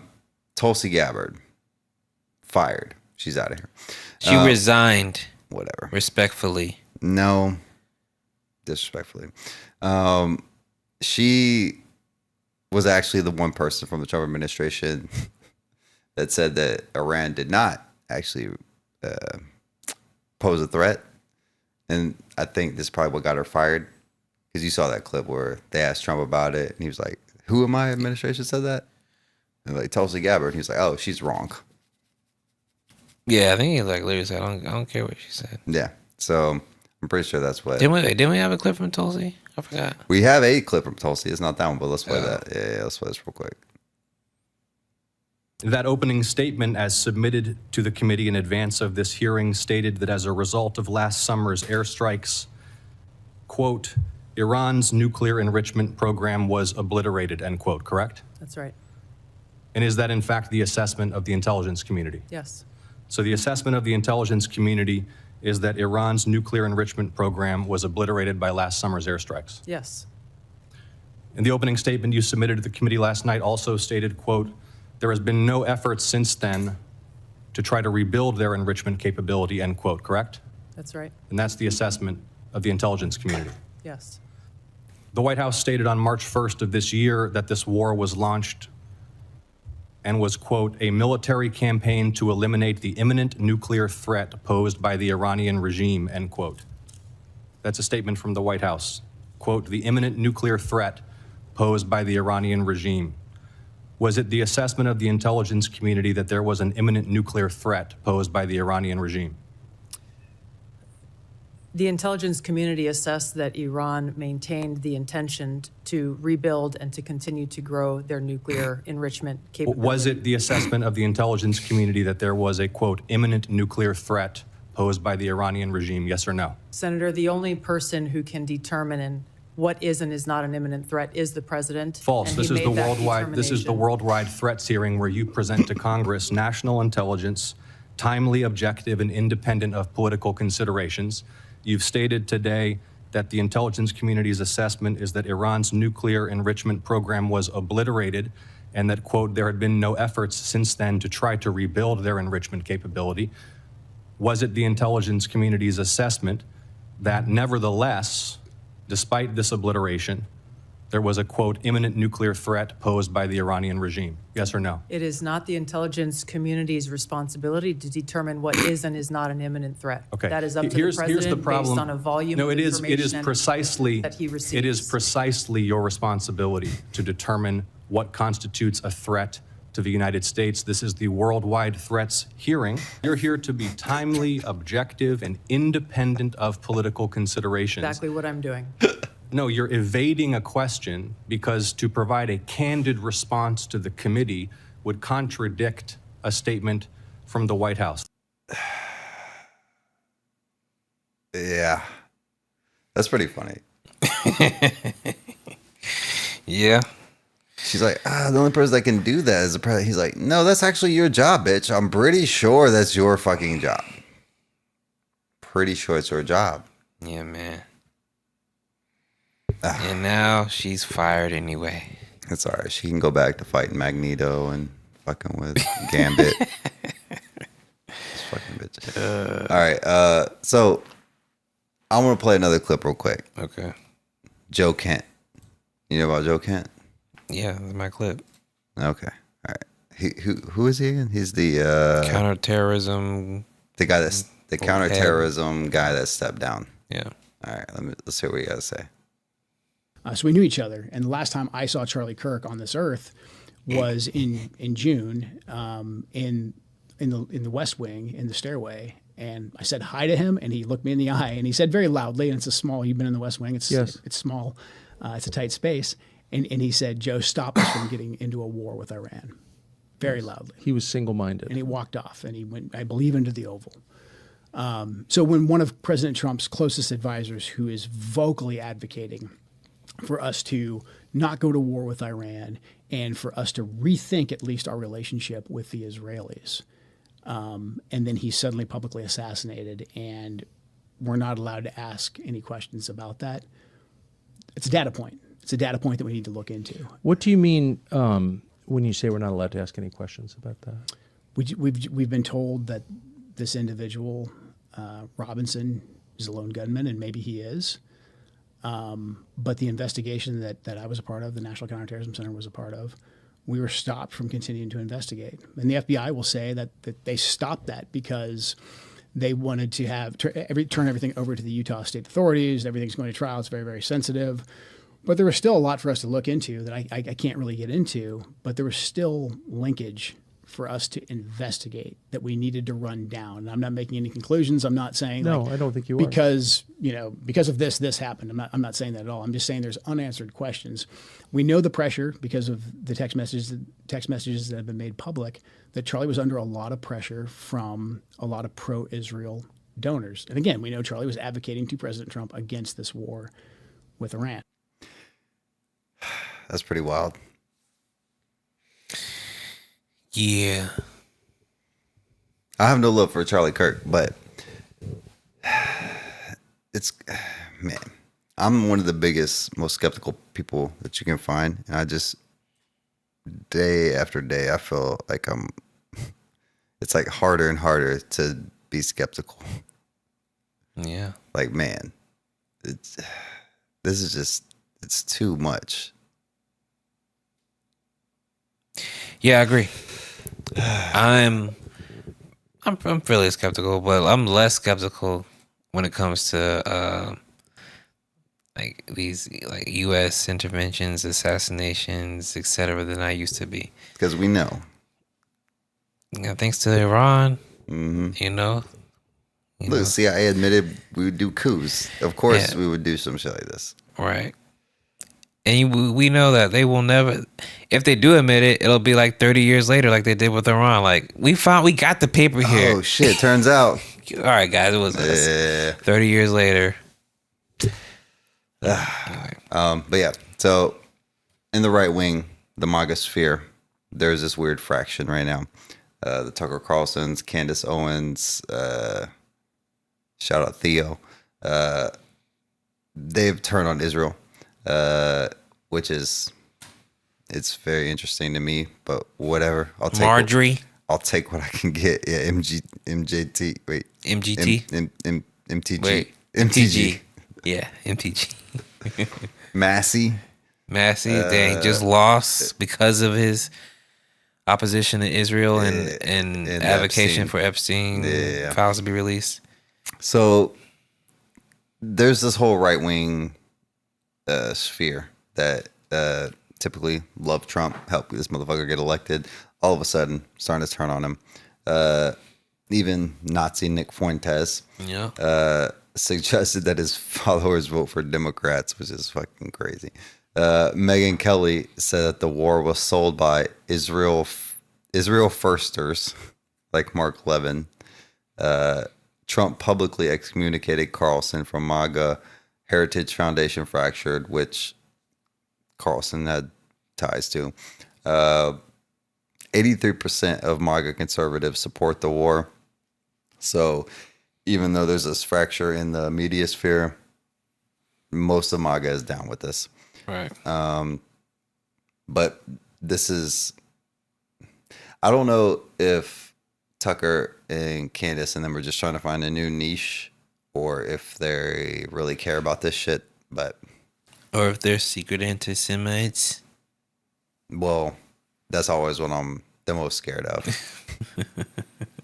Like when the overlap happens with us and with us and the right when it comes to Israel, it's very, you gotta be careful. Yeah, these motherfuckers really quickly switch to Jews. Yeah, I don't think Tucker is. I think he just doesn't like. We've talked about this before. He thinks that Israel is distracting the U.S. by dragging it into wars in the Middle East when we should be focused on China. For sure. I think he's been very critical of Christian Zionists more than he has been Jewish Zionists. Yeah. I think that's his main I agree. Yeah. John Mersheimer. Who's this guy? John Mearsheimer. He's a professor at Chicago University. He's known as a realist. He's like a geopolitical professor. I don't know what it is. Like a pragmatist? No, it's called the realist school of thought, I guess. Basically, his argument is like that great powers are inevitably are going to compete against one another and struggle for power, essentially.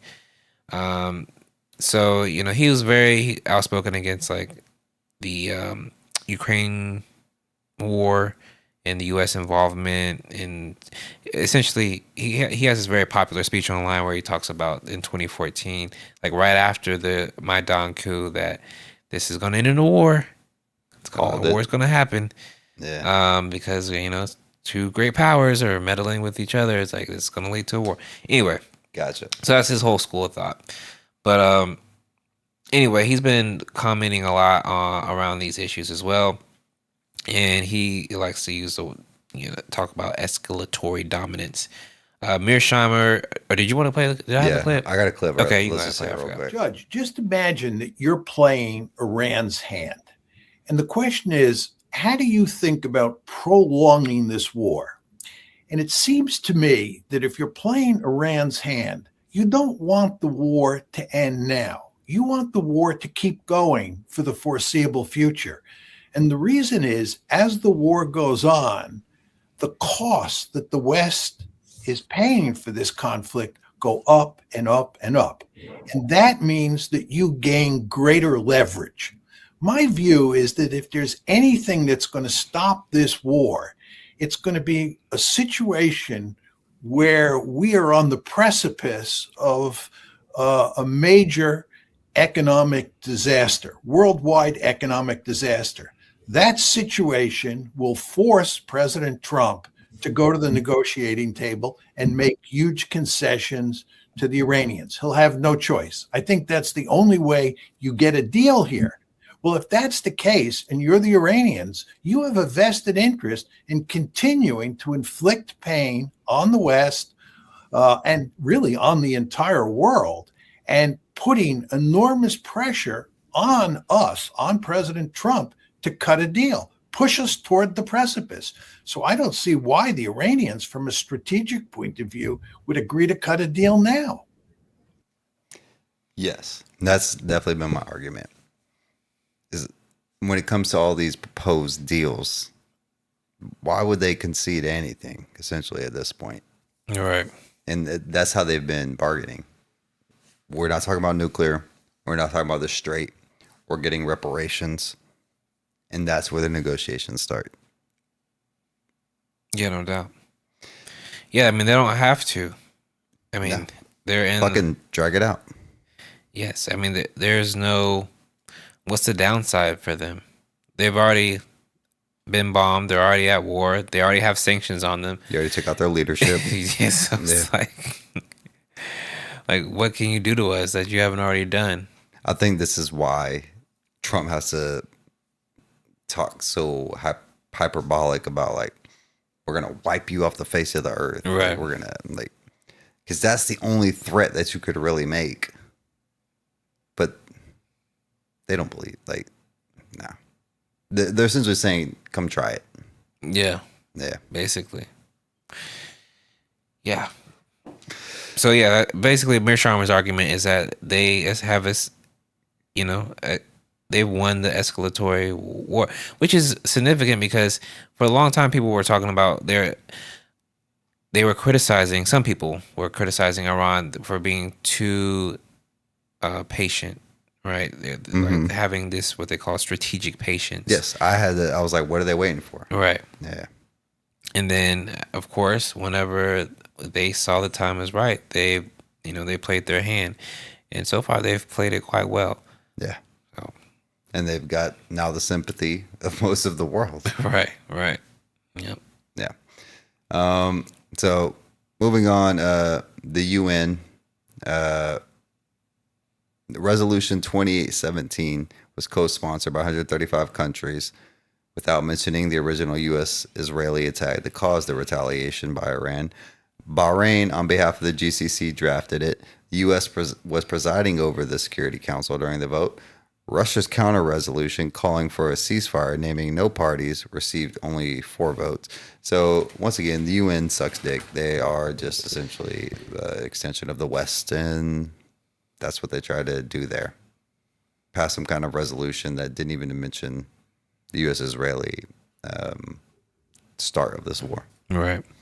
And now the global stakes, multipolarity. Charles Freeman, he has an idea of multinodal, not just multipolar. So multipolar is essentially like instead of U.S. hegemony over the world, you have poles, the U.S. over here, maybe China over here, Russia over there. Chaz Freeman is saying it's more multinodal. It's not just 2 or 3 posts. It's a network of nodes within their own gravity. And Iran is one of those major nodes because of its location, because of its resources, civilizational nation, like all of these things. So yeah, you can't just look at things as the U.S., Russia, and China are carving up the world. They could try to do that, but they all are at the whims of certain nodes like this right here. And then you got Vijay Prashad. He has something called a new mood, not yet a new world. His framework is the global north operates as a unified bloc organized around the G7, NATO, and the 14 Eyes network. The global south is an assemblage of countries with shared colonial histories, but no subjective unity around any military, economic, intelligence formation. His term, a new mood in the global south, growing sense of frustration with Western dominance and emerging desire for an alternative, which we see obviously, but not yet a coherent challenge. Multipolarity may be sometime in the future, but right now we need to be hard-boiled, hard-nosed. It is not there. The SCO problem, even Pepe Escobar noted that the Shanghai Cooperation Organization issued a notably weak statement on the Iran war. China and Russia chose to abstain rather than veto the UN Security Council resolution condemning Iran.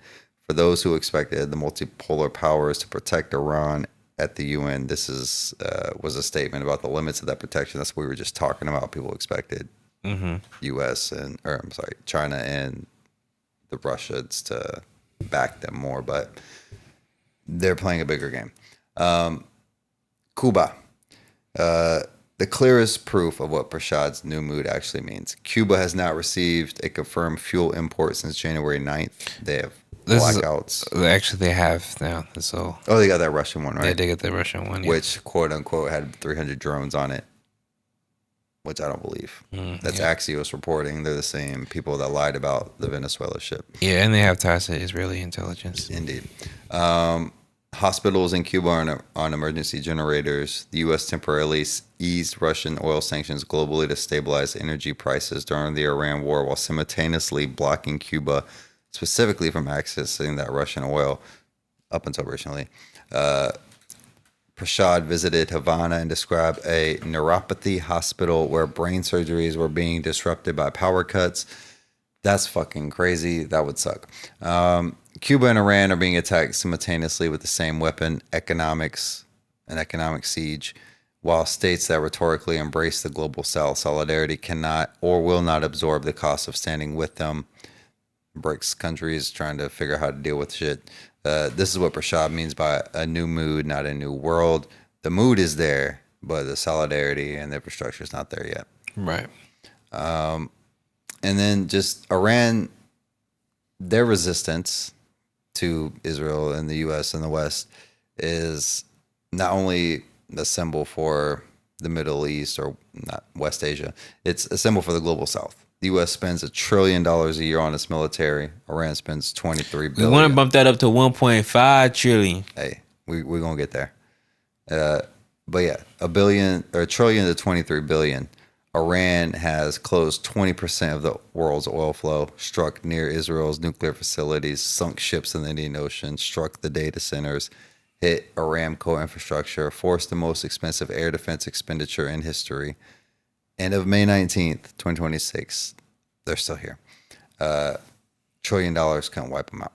If Iran survives this war intact, even degraded, even economically devastated, the message received in Caracas, Havana, Pyongyang, Dakar, Lagos, it's possible to resist. Sanctioned, isolated, outgunned, you can still do it. This is why Cuba was so important as far as like Castro and them. Like, even whenever they were cut off from the USSR, they said, fuck it. We're still going. That's right. That's why Marco Rubio has a fucking hard on for taking them out. The deepest irony here is that the sanction regime that was supposed to prevent Iran from becoming a military threat is the direct reason Iran became a ballistic missile and drone power. The policy designed to weaken Iran produced exactly the threat it was designed to prevent. Those indigenously developed capabilities are now being transferred, studies, and replicated. This is what Hudson means whenever he says the U.S. empire is eating itself.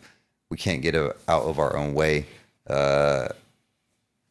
Unintended consequences of our meddling, which for some reason we just can't ever figure that that's going to happen. Right. But yeah, so right now, yeah, I know that the most recent thing I saw is Iran had they created a new Twitter account for a new department of their, or in a section of their government that is managing the tolls through the strait, and they're being paid in Bitcoin. And Iran has like $7 billion reserves in Bitcoin right now. Yeah. And that's where we're at. We got the U.S. blockade outside of that blockade, which is also crazy. Right. But again, it seems like we're about to wipe our hands of this. Move on to Cuba. We keep talking about this is Europe's problem. I'm not convinced of that problem. yet. You're not convinced of that? Yeah, I mean, maybe. We're definitely doing Cuba. You think we're going to do it at the same time? I don't know if we're definitely doing Cuba. I mean, so we're issuing criminal murder charges against Raul Castro. We're not going to do anything about it. I don't know. Taco. I mean, look, it looks that way. It looks that way. I hope it doesn't happen. But also, even if we do Cuba, I don't think Iran is over. I mean, I just don't think we're gonna just let Iran go and just control the Strait of Hormuz and not continue to try to do, even if it's like covert stuff. Maybe we circle back. I don't know, but I think what's important to highlight here is, Iran has showcased, as we were just saying there towards the end, that even with a much smaller military, you can stand up to the U.S. And this is, I think, a reason to hope for a more multipolar, multilateral, multinodal, whatever words you want to use, a world that is not governed by large hegemonic powers that can just push their way around.